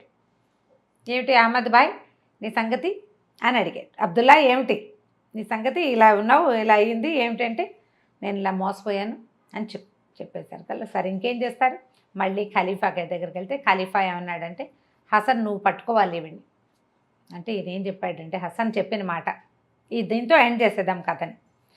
ఈ ముసలావిడ దొంగతనం కోసం దొంగతనం చేయలే, దొబ్బేయటం కాదు, తన తెలివితేటలు చూపించాలని చూస్తోంది. 40 మందిని వలువులూడ్చి అక్కడ పడుకోబెట్టింది. వాళ్ళ వస్తువులు తీసుకెళ్ళదు కానీ ఆవిడకి డబ్బు అవసరం లేదు. వీళ్ళని మోసం చేసిన అమ్మాయి ఒంటి మీద నగలు, మనిషి బాగుంది అంటే ఏదో తమ తెలివిని ప్రూవ్ చేసుకోవడానికి చేస్తున్నారు ప్లాన్డ్గా. అయితే వాళ్ళు పట్టుకెళ్ళిన సొమ్మంతా మీకు అప్పచెప్తే వాళ్ళని మీరు శిక్షించను అంటే గనక నేను పట్టుకొస్తానన్నాడు. ఖలీఫా ఒప్పుకున్నాడు, ఆజ్ఞాపత్రం రాసిచ్చాడు, అధికార పత్రం. దొంగిలించిన సొమ్ము మొత్తము అప్పచెప్పినట్లయితే శిక్షించము అని. అబ్దుల్లా నుంచి హసన్కి బదిలీ అయింది ఈ పని. ఆ అబ్దుల్లా పేరు అబ్దుల్లా కాదు, అహ్మద్ కాబోలు. నేను ఎంతసేపు ఏదో కన్ఫ్యూజ్ అవుతున్నాను అనమాట. అయినా అబ్దుల్లా అని పెట్టుకున్నాం, ఆయన పేరు అంతే అంతే. హసన్కి అప్పచెప్పారు. హసన్ ఏం చెప్పాడంటే, వీడి ధన లోభంతో దొంగతనం కోసం దొంగతనం కాదు, ఇది తెలివిగా చేస్తోంది, నాకు అర్థమైంది, నేను పట్టుకొస్తాను. కాకపోతే ఆమె తను దొంగిలిచ్చిన సరుకంతా ఇచ్చేసే పక్షంలో ఏలిన వారు ఆమెను ఏం చేయకూడదు అని ఒప్పించాడు. ఖలీఫా అలాగని కాగితం రాసి ఓ ముద్ర వేసి ఎట్లా పెట్టారు. అక్కడి నుంచి ఇతను ఏం చేశాడంటే, చక్కగా వెళ్ళి దిలైలా వాళ్ళ ఇంటికి వెళ్ళి తలుపు కొట్టాడు. తలుపు కొట్టేసరికల్లా జీనాబ్ తలుపు తీసింది. మేముందా అని అడిగేసరికల్లా అప్పుడు దిలైలా కనపడింది. నువ్వు నాకు అర్థమైంది, నువ్వేనని నేను తెలుసుకున్నాను అని చెప్పేసరికల్లా చెప్తే ఈవిడేమంది, నా తెలివితేటలకు గుర్తింపు కోసమే చేశాను ఇది, నేనేం దొంగతనం కాదు, తెలివితేటల గుర్తింపు కోసమే చేశానంటే. ఇతను ఏమన్నాడంటే, నేను ఏలిన వారి దగ్గర మాట తీసుకున్నా, నువ్వు దొంగిలిచ్చిన సామానంతా ఇచ్చేసి నీకే శిక్ష పడదు, ఖలీఫా ముందు నిన్ను హాజరుపరుస్తాను అని చెప్పాడు. హసన్ తెలివైన వాడు, అతను ఊహించాడు ఇలాంటి పనులు చేయగలిగే వాళ్ళు ఎవరికి ఈ ఊళ్ళో ఉన్న అన్ని ఆనుపాన్లు తెలుస్తాయి, ఏ ఇంట్లో ఒక తల్లి కూతురు ఉన్నారు, గెస్ చేశాడు. అవన్నీ ఆలోచించి ఇక్కడ అవకాశం ఉంది, ఎందుకంటే వీళ్ళు సంవత్సరాల పాటు ఖలీఫా సొమ్ము, రాజ్యం సొమ్ము తిన్నవాళ్ళు. ఈ పావురాల టపా తీసేయంగానే వీళ్ళని ఆ దివాణం ఖాళీ చేయించేశారు, వీళ్ళు బయటికి వెళ్ళిపోవాల్సి వచ్చింది. వీళ్ళే అయి ఉంటారని ఊహించాడనమాట. వీళ్ళు చెప్పిన ముసల్దాని పోలిక, యంగ్స్టర్ పోలిక అన్నీ వీళ్ళకి టచ్ అవుతున్నాయి. వాడు దొంగ కదా హసన్, అతనికి తెలుసు. సరే దాంతో ఈవిడ సరేనని ఒప్పుకుంది. అయితే నువ్వు మొత్తం సామాన్లన్నీ గుర్రాల మీద గాడిదల మీద వేయించారు, దోచుకున్నవన్నీ. మళ్ళీ ఒకటి దగ్గర గుర్రం తెచ్చేసింది, ఒక దగ్గర గాడిద తెచ్చేసింది కదా, అవి కూడా పట్టుకుపోయారు. మొత్తం సామాన్లన్నీ వచ్చినాయి అంటే దిలైలా చెప్పింది, మొత్తం వచ్చేసినాయి, ఈ 41 సైనికుల దుస్తులు మాత్రం నేను తీసుకురాలేదు, అవి నాకు సంబంధం లేదండి. హసన్కి నవ్వచ్చు, అవునులే అది వేరే వాళ్ళ పని, నీ పని కాదు, ఆయన తెలిసింది కూతురు చేసింది కదా.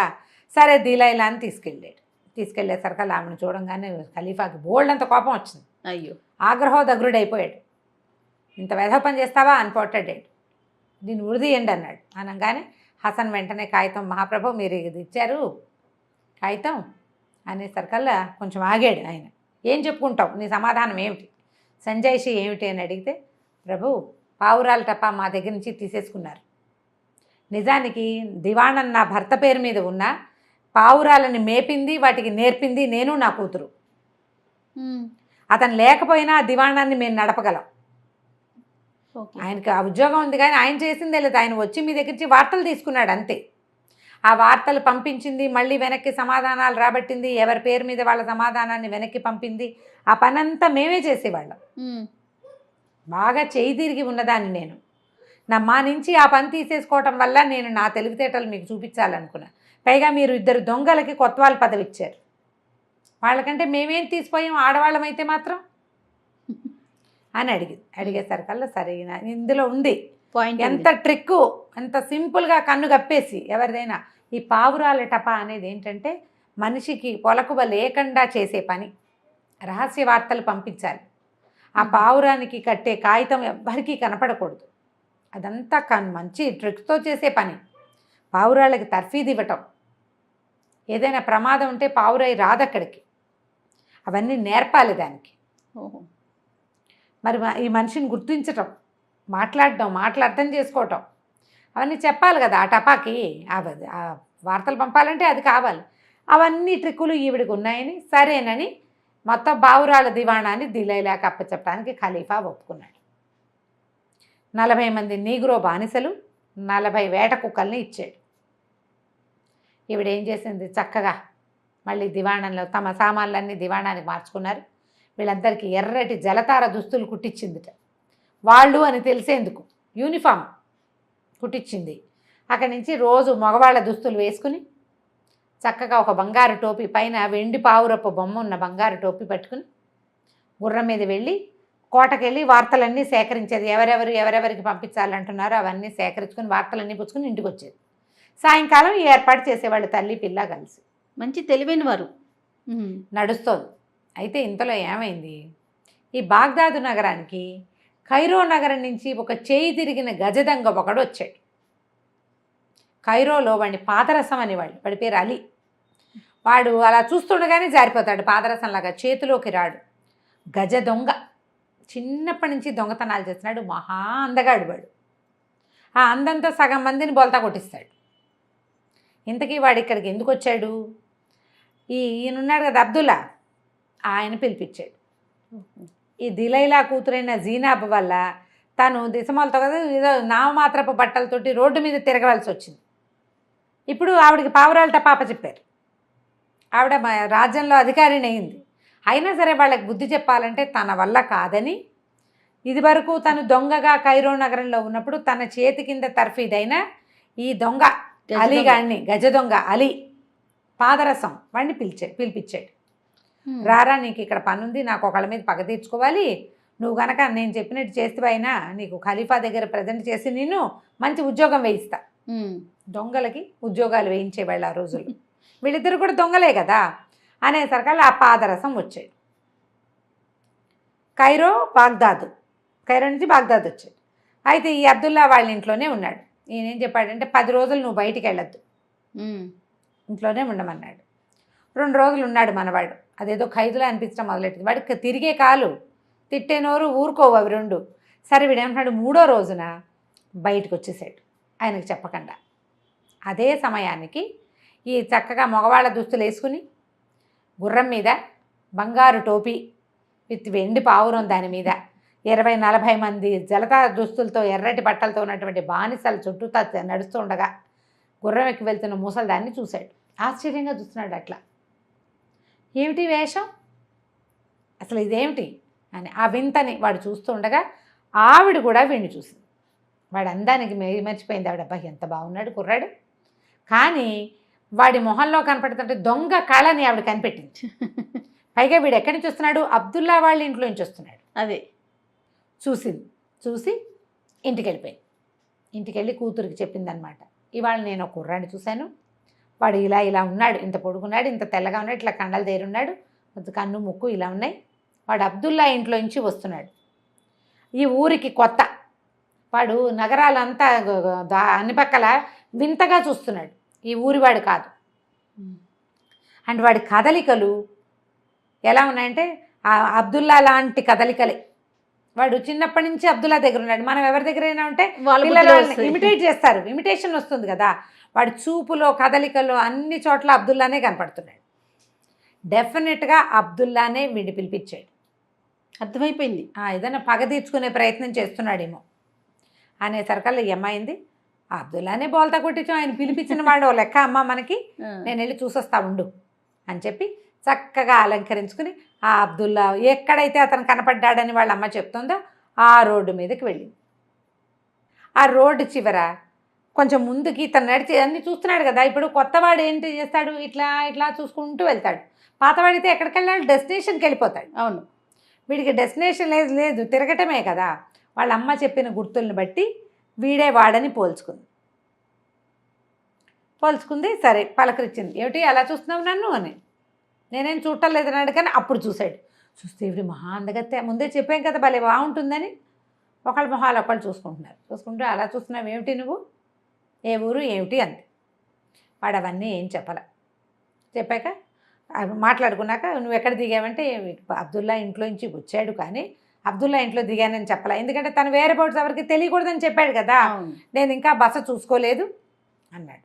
అయితే మా ఇంట్లో ఉండు, కావాల్సిన కబుర్లు చెప్పుకోవచ్చు, మా ఆయన వ్యాపారస్తుడు అని చెప్పింది. పెళ్ళయింది అని చెప్పింది అనమాట. మా ఇంటికి రానగా ఈ పెళ్ళైన అందగత్తె పిలుస్తుంటే వెళ్ళొచ్చో వెళ్ళకూడదో తెలియలే వాడికి, అర్థం కాలేదు. కాకపోతే ఈ అందం ఆకర్షిస్తోందనమాట. సరే బయలుదేరాడు. ఇద్దరు కలిసి కొంత దూరం నడిచారు. నడిచి వెళ్ళాక ఒక బోళ్ళు 2-3-4 సందులు తిప్పి ఓ ఇంటి వాకిట్లోకి తీసుకెళ్ళింది. జేబులోంచి తన సంచిలోంచి తాళం తీసి తీయబోయింది. అయ్యో ఇంటి తాళాలు ఎక్కడో పడిపోయినట్టే, ఇది ఇంకో తాళం, లోపల గదుల్లో తాళం వచ్చింది, తాళం లేదు సుమి, ఇప్పుడు ఎలాగా అంది. అనేసరికల్లా ఇతనికి అర్థం కాల. ఆ ఇల్లు ఎవరిదో ఒక వ్యాపారస్తుడిది. ఆయన రోజు పొద్దున ఇల్లు తాళం వేసుకుని వెళ్తాడు. ఈ అమ్మాయికి తెలుసు. ఆ ఇంటికి తీసుకెళ్ళి అని ఏమంది, ఈ తాళం నువ్వేమైనా తీయగలవేమో చూడు, నీ పేరేమిటో, మీ ఊళ్ళల్లో తాళాలు తీస్తారా అని అడిగింది. వీడేం చేశాడు, చేయి తిరిగిన వాడు దొంగ కదా. మరి ఇప్పుడు ఆ పరిస్థితుల్లో నేను తీయటం ఏమిటి అలా అనరు. వచ్చిన విద్య ప్రదర్శించేస్తారు. ఆడవాళ్ళ తెలివితేటలకి ముందు మగవాడు ఎవడైనా బోల్తా పడాల్సిందే. తెలివి తక్కువగా ఉండి మనం దొరికిపోతాం, కానీ తెలివి ఉంటే మనం బతికేసేయచ్చు బాగా. తీసేసాడు. తీసేయంగానే వాకిలి తాళం తీసుకున్నారు, లోపలికి వెళ్ళారు. వెళ్ళాక ఏమంది, నువ్వు మరేమో నువ్వు హాల్లో కూర్చో, నేను బావి దగ్గరికి వెళ్ళి నీళ్ళు తెచ్చి వంట చేస్తాను, భోజనం చేద్దామంతే అనేసరికల్లా సరే బాగానే ఉందిగా. హాల్లో కూర్చున్నాడు. ఈ అమ్మాయి ఏం చేసింది, ఒక అరగంట దాకా పావుగంట అటు ఇటు తిరిగి ఆ బావి దగ్గర నిలబడి కేకలు పెట్టింది. అయ్యో అయ్యో ఇంకేముంది, కొంప మునిగిపోయిందని అరిచింది. అరిచేసరికల్లా పరిగెత్తుకుంటూ వెళ్ళాడు అలీ పాదరసం గారు. పరిగెత్తి ఏమైందంటే, నా రవ్వల ఉంగరం నీళ్ళు తోడుతుంటే జారిపడిపోయింది, మా ఆయన చంపేస్తాడు, ఇప్పుడు ఎలాగా, ఏం చేయటం అంతే. అనేసరికల్లా మరి దూకడు, నేను తీస్తానులే అన్నాడు. తీస్తావా, లక్షణం సరే ఈ తాడు పట్టుకుని దిగు అని చెప్పేసి తాడేసింది. పైన కట్టి, అంటే ఇట్లా దీనిలాగా ఉంటుంది కదా పైన బావి మీద, అది పట్టుకుని దిగాడు. దిగి లోపలికి వెళ్ళాడు. చూస్తుంటే ఏం చేసింది ఈవిడ, తాడు కాస్త అది లాగేసింది పైకి. పిల్ల లాగేసి అహ్మద్ వచ్చి తీస్తాడు, అబ్దుల్లా గారు, అహ్మద్ అంటే అదే అబ్దుల్లా వచ్చి తీస్తాడు, ఆయన వచ్చి తీసేదాకా అక్కడే కూర్చో, బావిలోంచి బయటికి ఎలా వస్తారు ఎవరైనా వేయాలి కదా, తాడు వేయాలి, అక్కడే కూర్చో అని చెప్పేసి బయటకు వచ్చేసింది. ఆ ఇల్లు యథాప్రకారం తలుపుల దగ్గర వేసి వెళ్ళిపోయింది. అయితే ఏమైంది, కాసేపటి వీడు ఏం చేస్తాడు, లోపల ఆ నూతిలో నుంచుని ఉన్నాడు. ఆ ఇంటి ఓనర్ వచ్చాడు. తలవాకిలి తాళం తీసుండేసరికి నిర్ఘాంతపోయాడు, ఏమిట్రా తాళం తీస్తుంది అని లోపలికి వచ్చాడు. సరే పనివాడినేమో వేడి నీళ్ళు పెట్టమన్నాడు.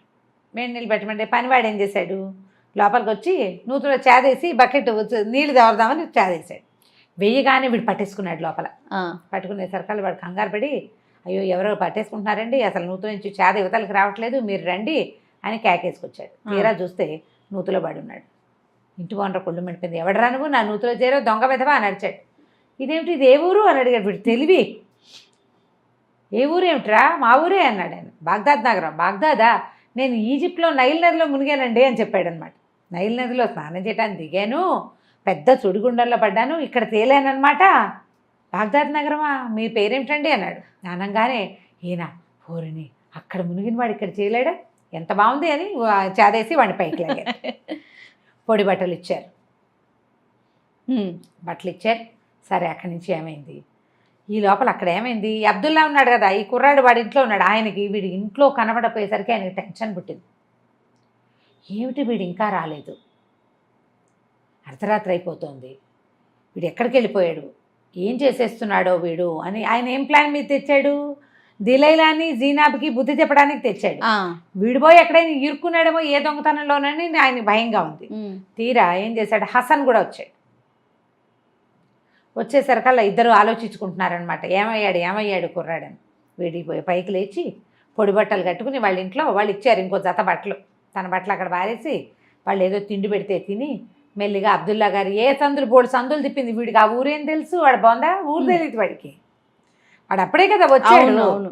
ఆ సందు ఈ సందు మొత్తాన్ని వెతుకుంటూ ఎలా ఆగోలాగా అబ్దుల్లా వాళ్ళ ఇంటికి చేరాడు. చేరేసరికి వాళ్ళు తలుపు కొట్టేసరికి వాళ్ళు తెల్లబోయారు.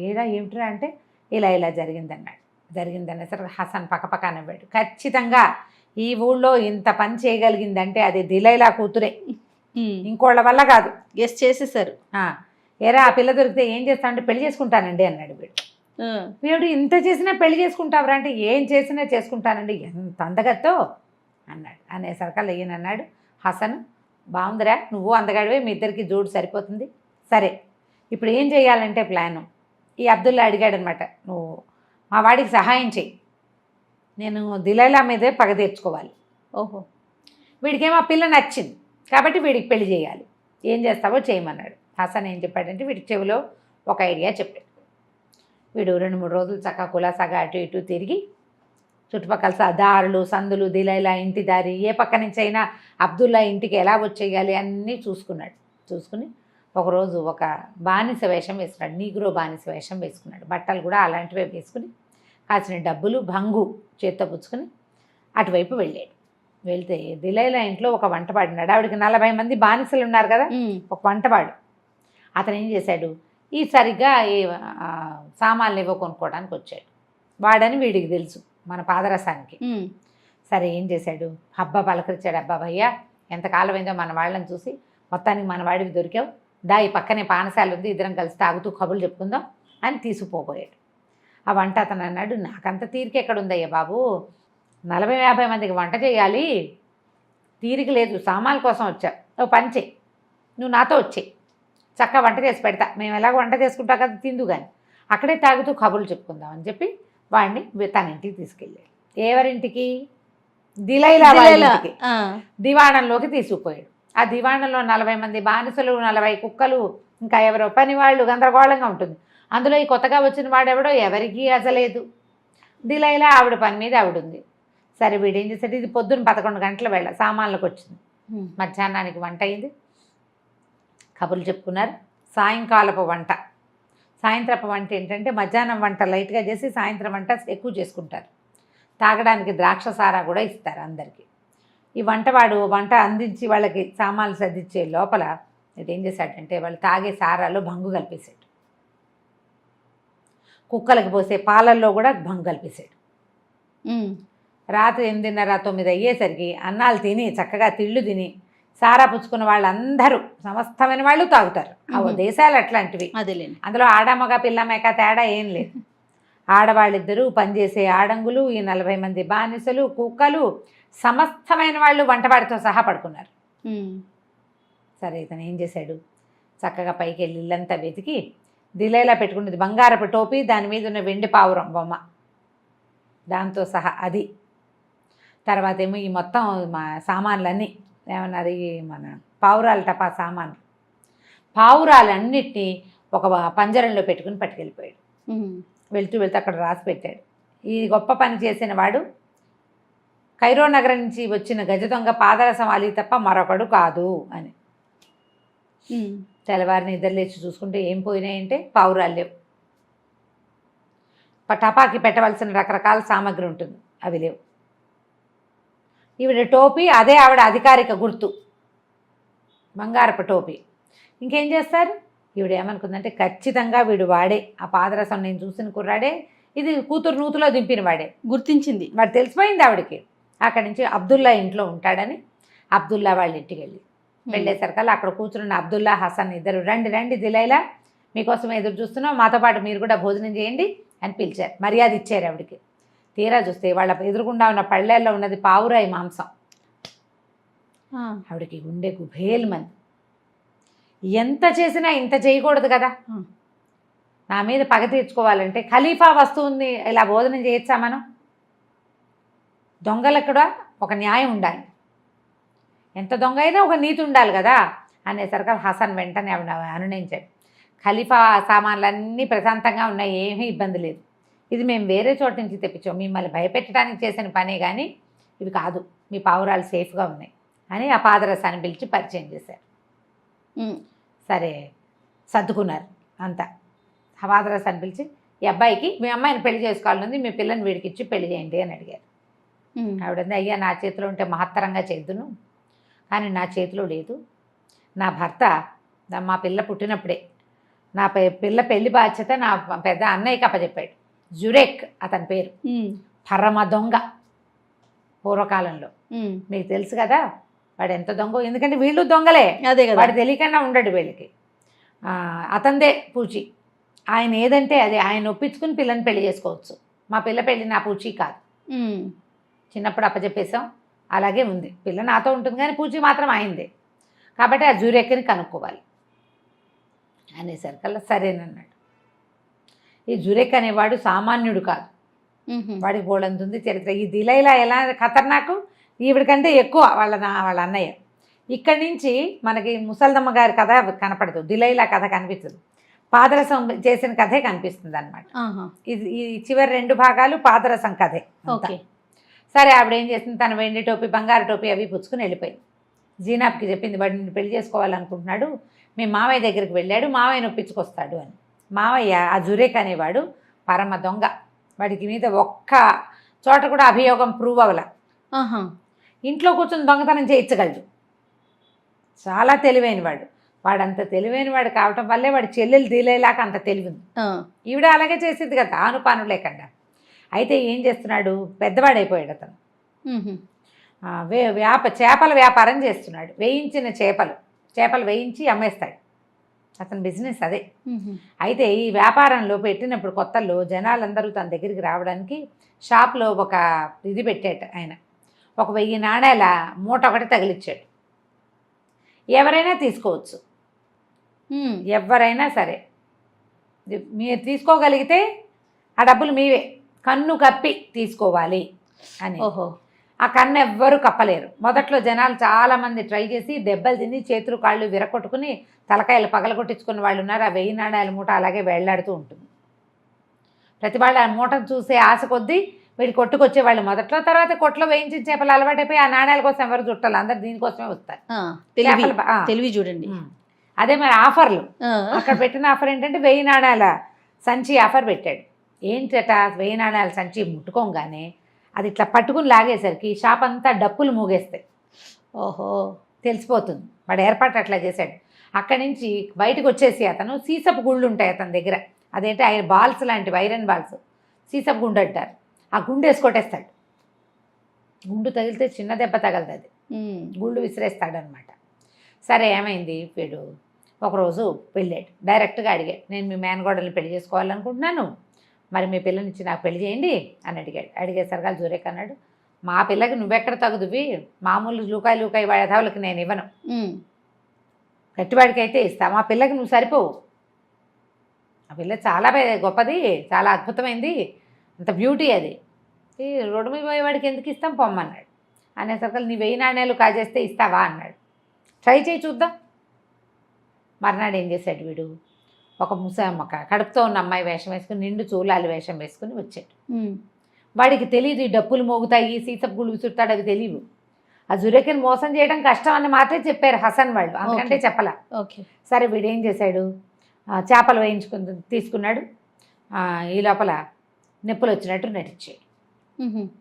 అయ్యో ఈ అమ్మాయి నిండు చూలాలి, నొప్పులు వచ్చిందని భార్యను పిలవడానికి లోపలికి వెళ్ళాడు. ఆయన లోపలికి వెళ్ళంగానే వీడేం చేశాడో చటుక్కని ఎగిరి ఆ మూట పట్టుకున్నాడు. మూట పట్టుకున్న మరుక్షణం షాప్ అంతా డమ టప టప అని సప్పుళ్ళు వచ్చేసినాయి. రావటం ఏంటి, ఆ జురేక్ లోపల నుంచి పరిగెత్తుకొచ్చి, దొంగ వేదవా, నువ్వు వేషం వేసావా అని చెప్పేసి గుండు విసిరి కొట్టాడు. కొట్టేసరికల్లా వీడు పరిగెత్తాడు, తను పట్టుబడిపోయానని పాదరసం పరిగెత్తేశాడు. ఈ గుండు తగిలేసరికల్లా ఢామ్ అని పడ్డాడు. చుట్టుపక్కల జనాలంతా చూసారు, నిండు చూలాలని గుండు పెట్టి కొట్టాడు వీడు అని. లేచి సర్దుకుని వాడు లేచి వెళ్ళిపోయాడు. గట్టిగా తగిలింది దెబ్బ, నడుముకు తగిలేసింది. ఈ చుట్టుపక్కల జనాలంతా చూలాలని కొడతావా, అసలు పుట్టగతులు ఉంటాయా నీకు అని తిట్టిపోశారు. ఇలాంటివి చాలా చూసాం, పోపండి అని వెళ్ళిపోయాడు. ఆ దెబ్బ తగ్గాక కాస్త 4 రోజులు ఆగి మళ్ళీ వచ్చాడు. వాడు ఊరుకోవట్లేదన్నమాట, చెయ్యాలి ఏదో ఒకటి. రెండోసారి ఏం చేశాడు, ఓ బానిస వేషం వేసుకొచ్చాడు, పనివాడి వేషం. మళ్ళీ అది లాగబోయాడు. మళ్ళా డప్పులు మోగినాయి, మళ్ళీ సీసపు గుండు విసిరాడు.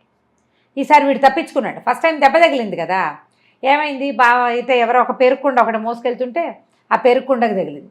కుండ ఢామ్ అని పగిలింది, పెరుగువాడు తిట్టి పోసాడు. ఆ పెరుగంతా ఎగిరి పక్కన కాజీ గారు వెళ్తుంటే ఆయన మీదంతా పడేది.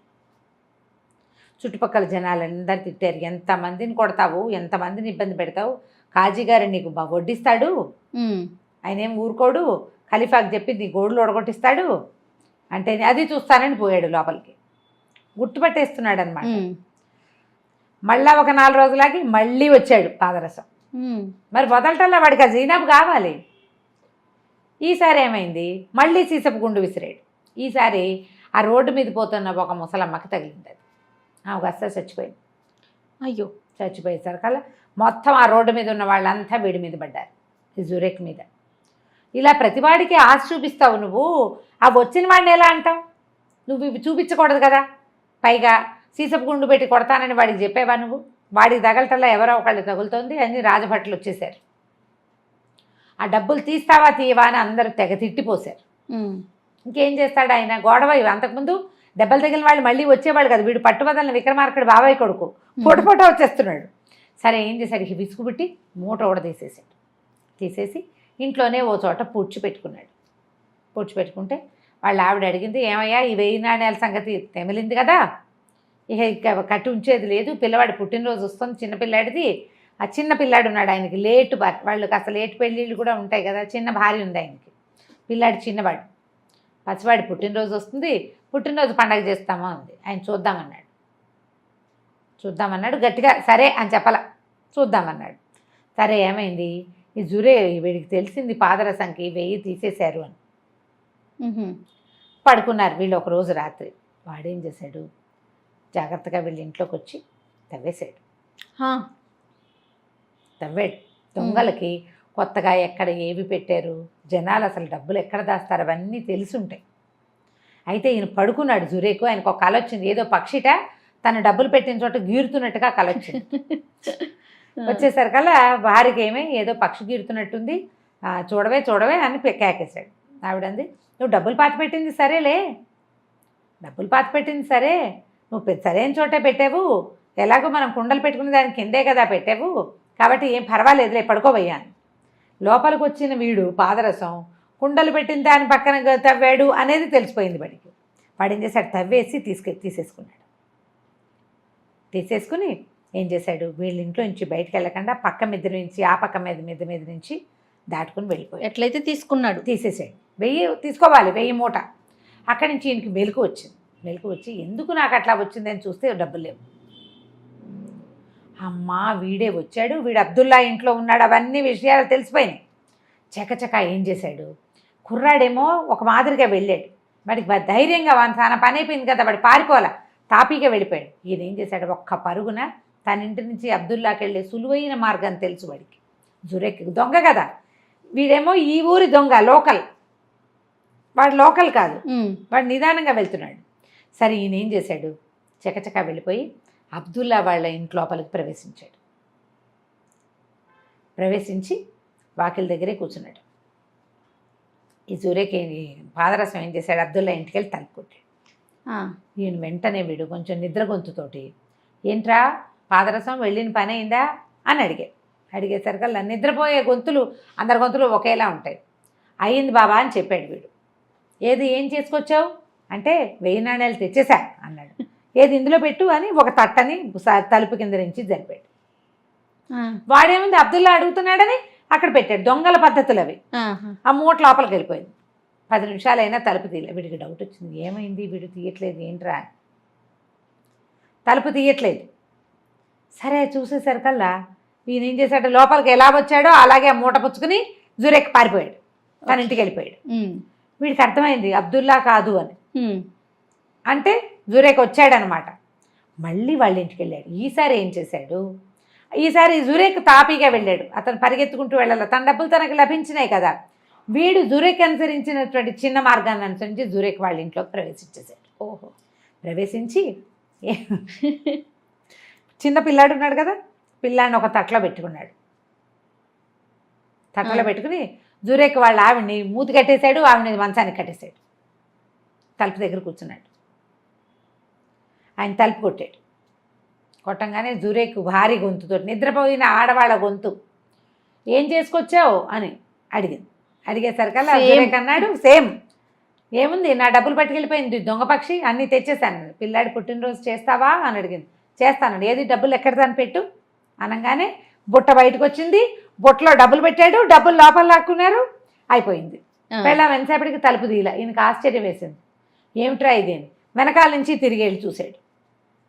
చూసేసరికల్లా చంటి పిల్లాడేమో లేడు, పెళ్ళామేమో కట్టేసింది. అసలు అతను మామూలుగా తను ఏ మార్గం గుండా బయటికి వెళ్ళాడో అలాగే వచ్చి ఉండొచ్చు, కానీ అలా చేయకపోవటం పొరపాటు అయిపోయింది అనమాట. లోపలికి వచ్చేస్తుంటే పట్టుకోగలిగేవాడు. తాపీగా వచ్చాడు. దాంతో ఇంకా లబో దిబో. ఇక ఏం చేస్తారు, మళ్ళీ అక్కడి నుంచి పరిగెత్తుకుంటూ అబ్దుల్లా గారింటికి వెళ్ళాడు. అబ్దుల్లా బతిమలాడాడు అబ్దుల్లాని, మా పిల్లని మాకు ఇచ్చేసేయండి అని చెప్పి అనేసరికి హసన్ కూడా వచ్చాడు తెల్లవారేసరికి. నా పిల్లాడికి వచ్చిన ఇబ్బంది ఏం లేదు, పిల్లాడిని అప్పచెప్పేస్తాం, డబ్బులు మాకు ఎలాగో వచ్చేసినాయి, తెచ్చేసాడు మావాడు, మీ మేనగోడల్ని మావాడికి ఇచ్చి పెళ్లి చేయి అంటే వీడేమన్నాడు, చేయటానికి ఏముందండి, మా పిల్ల సామాన్యురాలు కాదు, ఈ మొత్తం బాగ్దాద్ నగరానికి అంతా అందగత్తే, మా పిల్లకి ఆ మంత్రాల అజరయ్య కూతురు కమర్ కప్పుకునేటువంటి బంగారపు దుప్పటి, ఆ అమ్మాయి పెట్టుకునే శిరోభరణం, ఆ అమ్మాయి పెట్టుకునే వడ్డాణం, ఆ అమ్మాయి పెట్టుకునే చెడావులు చెప్పులు, ఈ 4 తెచ్చిచ్చి కట్నంగా మా పిల్లకి ఇస్తే పెళ్లి చేస్తా. ఓహో, అదెంత పని తెస్తానన్నాడు వీడు. జురేక్ నవ్వుతూ వెళ్ళిపోయాడు. హసన్ అబ్దుల్లా అన్నారు, ఓరే నీ బొంద తేవటం అంటే సింపుల్ అనుకున్నావురా, అజరయ్య అంటే మామూలు వాడు కాదు, వాడు మంత్రాల మారి వెండి ఇటుకలు బంగారు ఇటుకలతో ఇల్లు కట్టుకున్నాడు, వాడు ఉంటేనే ఆ ఇల్లు ఇతరులకి కనపడుతుంది, లేకపోతే అక్కడేం కనపడదు. వాడు మహామంత్రాలు మారి వడ్డీ వ్యాపారం చేస్తాడు, సాయంకాలం వెళ్ళాకే ఆ ఇల్లు తలుపు తెరుచుకుంటుంది, అప్పటిదాకా ఇల్లు ఉన్నట్టుగా కూడా కనపడదు.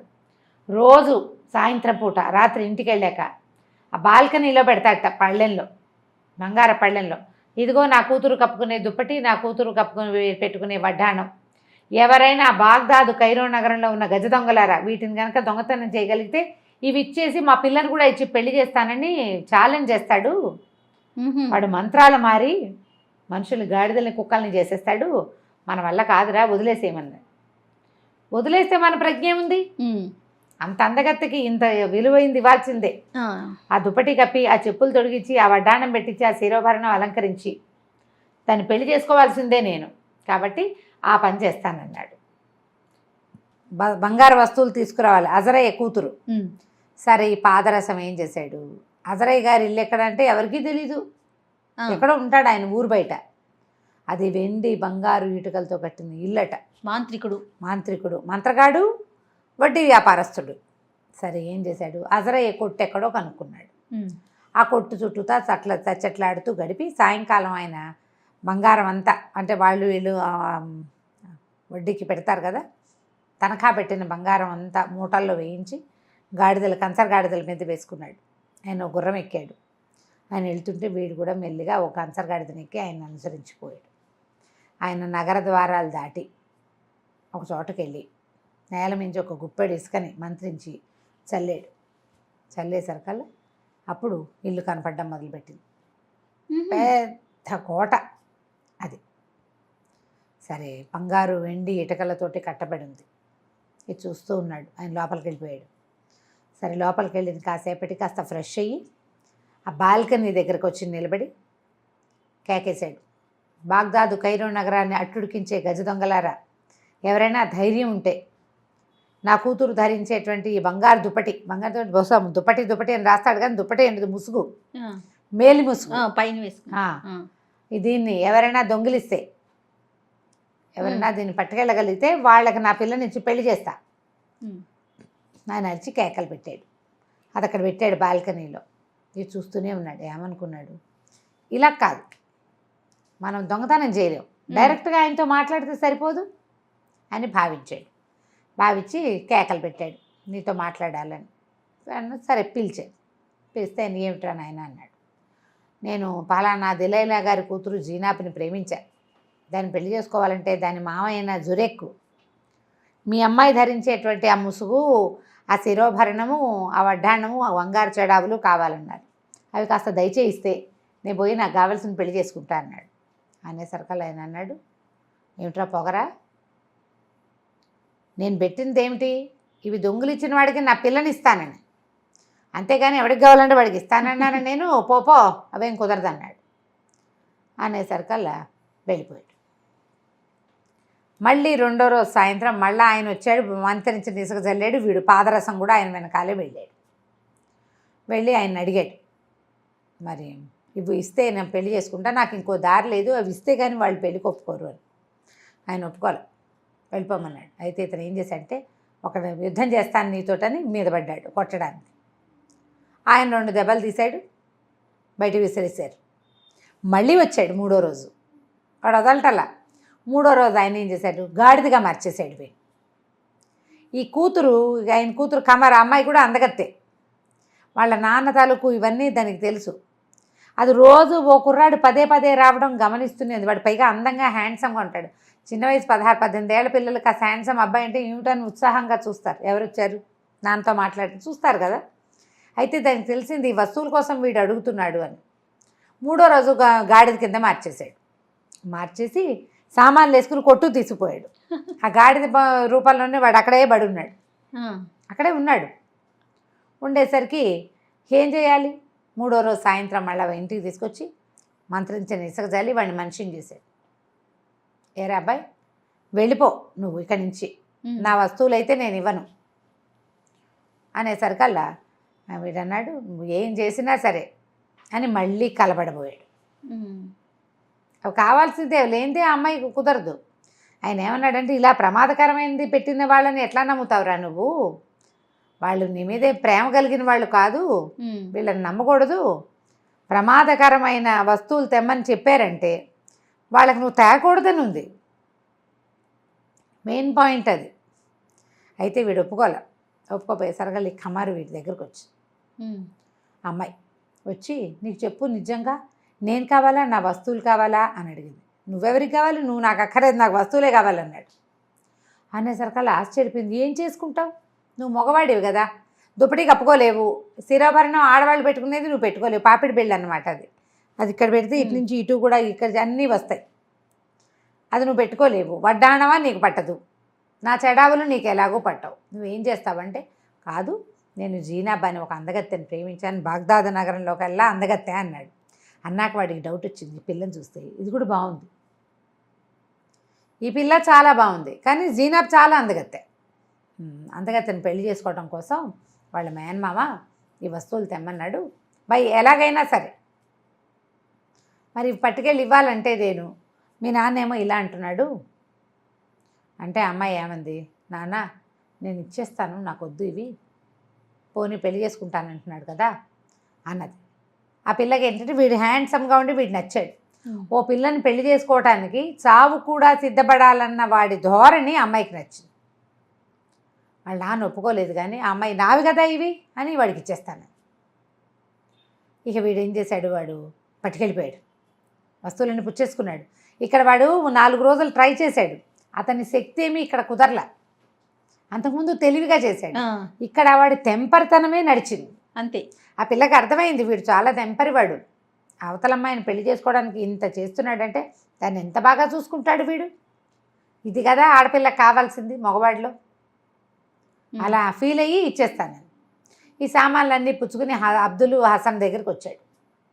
వచ్చి పదండి మనం దిలేలా కూతురుని చేసి పెళ్లి చేసుకుందాం అన్నాడు. అనేసరికల్ వాళ్ళు అన్నారు, ఒరే ఈ వస్తువులు ఎట్లా వచ్చినాయి ఏంటంటే జరిగిందంతా చెప్పాడు.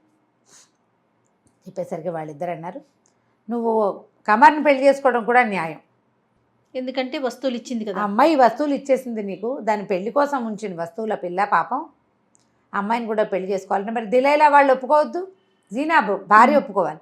అక్కడికి వెళ్ళి వస్తువులు అప్పచెప్పి వస్తువుల మాట చెప్పేసరికల్లా ఏం జరిగిందో తెలుసుకున్న జీనాబు ఈ కమర్ని కూడా పెళ్లి చేసుకోవడానికి ఒప్పుకుంది. మేమిద్దరం కలిసి ఉంటాం, దాన్ని కూడా చేసుకో, ముందు నన్ను పెళ్లి చేసుకో, తర్వాత దాన్ని కూడా చేసుకో, నేను ఒప్పుకుంటేనే కదా పెళ్ళి. అక్కడి నుంచి వాళ్ళ మేనమావకి వస్తువులు చూపించారు. ధూమ్ధామ్గా దిలేలా తన 40 మంది నీగ్రో బానిసలు 40 వేట కుక్కలున్న దివాణంలో కాజీని పిలిచి అంగరంగ వైభవంగా కూతురికి ఈ పాదరసం అలీ అనే దొంగకి పెళ్లి చేశారు. పెళ్ళి అయిన తర్వాత వీళ్ళంతా వెళ్ళి ఆ కమర్ని కూడా పెళ్లి చేసుకున్నారు.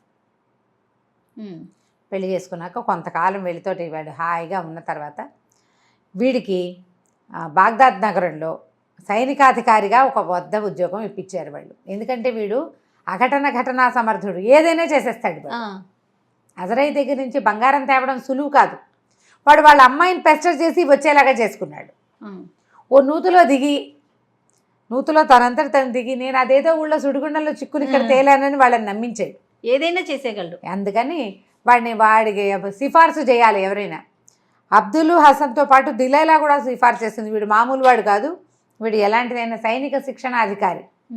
సైనికులకి రకరకాల చోట్లలోకి వెళ్ళి దొంగతనంగా వార్తలు ఎలా తెలుసుకోవాలి ఆ విషయాన్ని నేర్పించడం కోసం వీడిని 1000 దినారాల జీతానికి ఖలీఫా రాజ్యంలోనే ఉద్యోగం ఇప్పించారు. కథ కంచికి మనం ఇంటికి. సూపర్, చాలా బాగుంది రమ్మ గారు. సిరీస్ మొత్తం కూడా చాలా ఇంట్రెస్టింగ్ అనిపిస్తుంది. మళ్ళీ ఇంకొక మంచి ఇంట్రెస్టింగ్ సిరీస్ తోటి కలుసుకుందాం తప్పకుండా. నమస్తే. నమస్తే.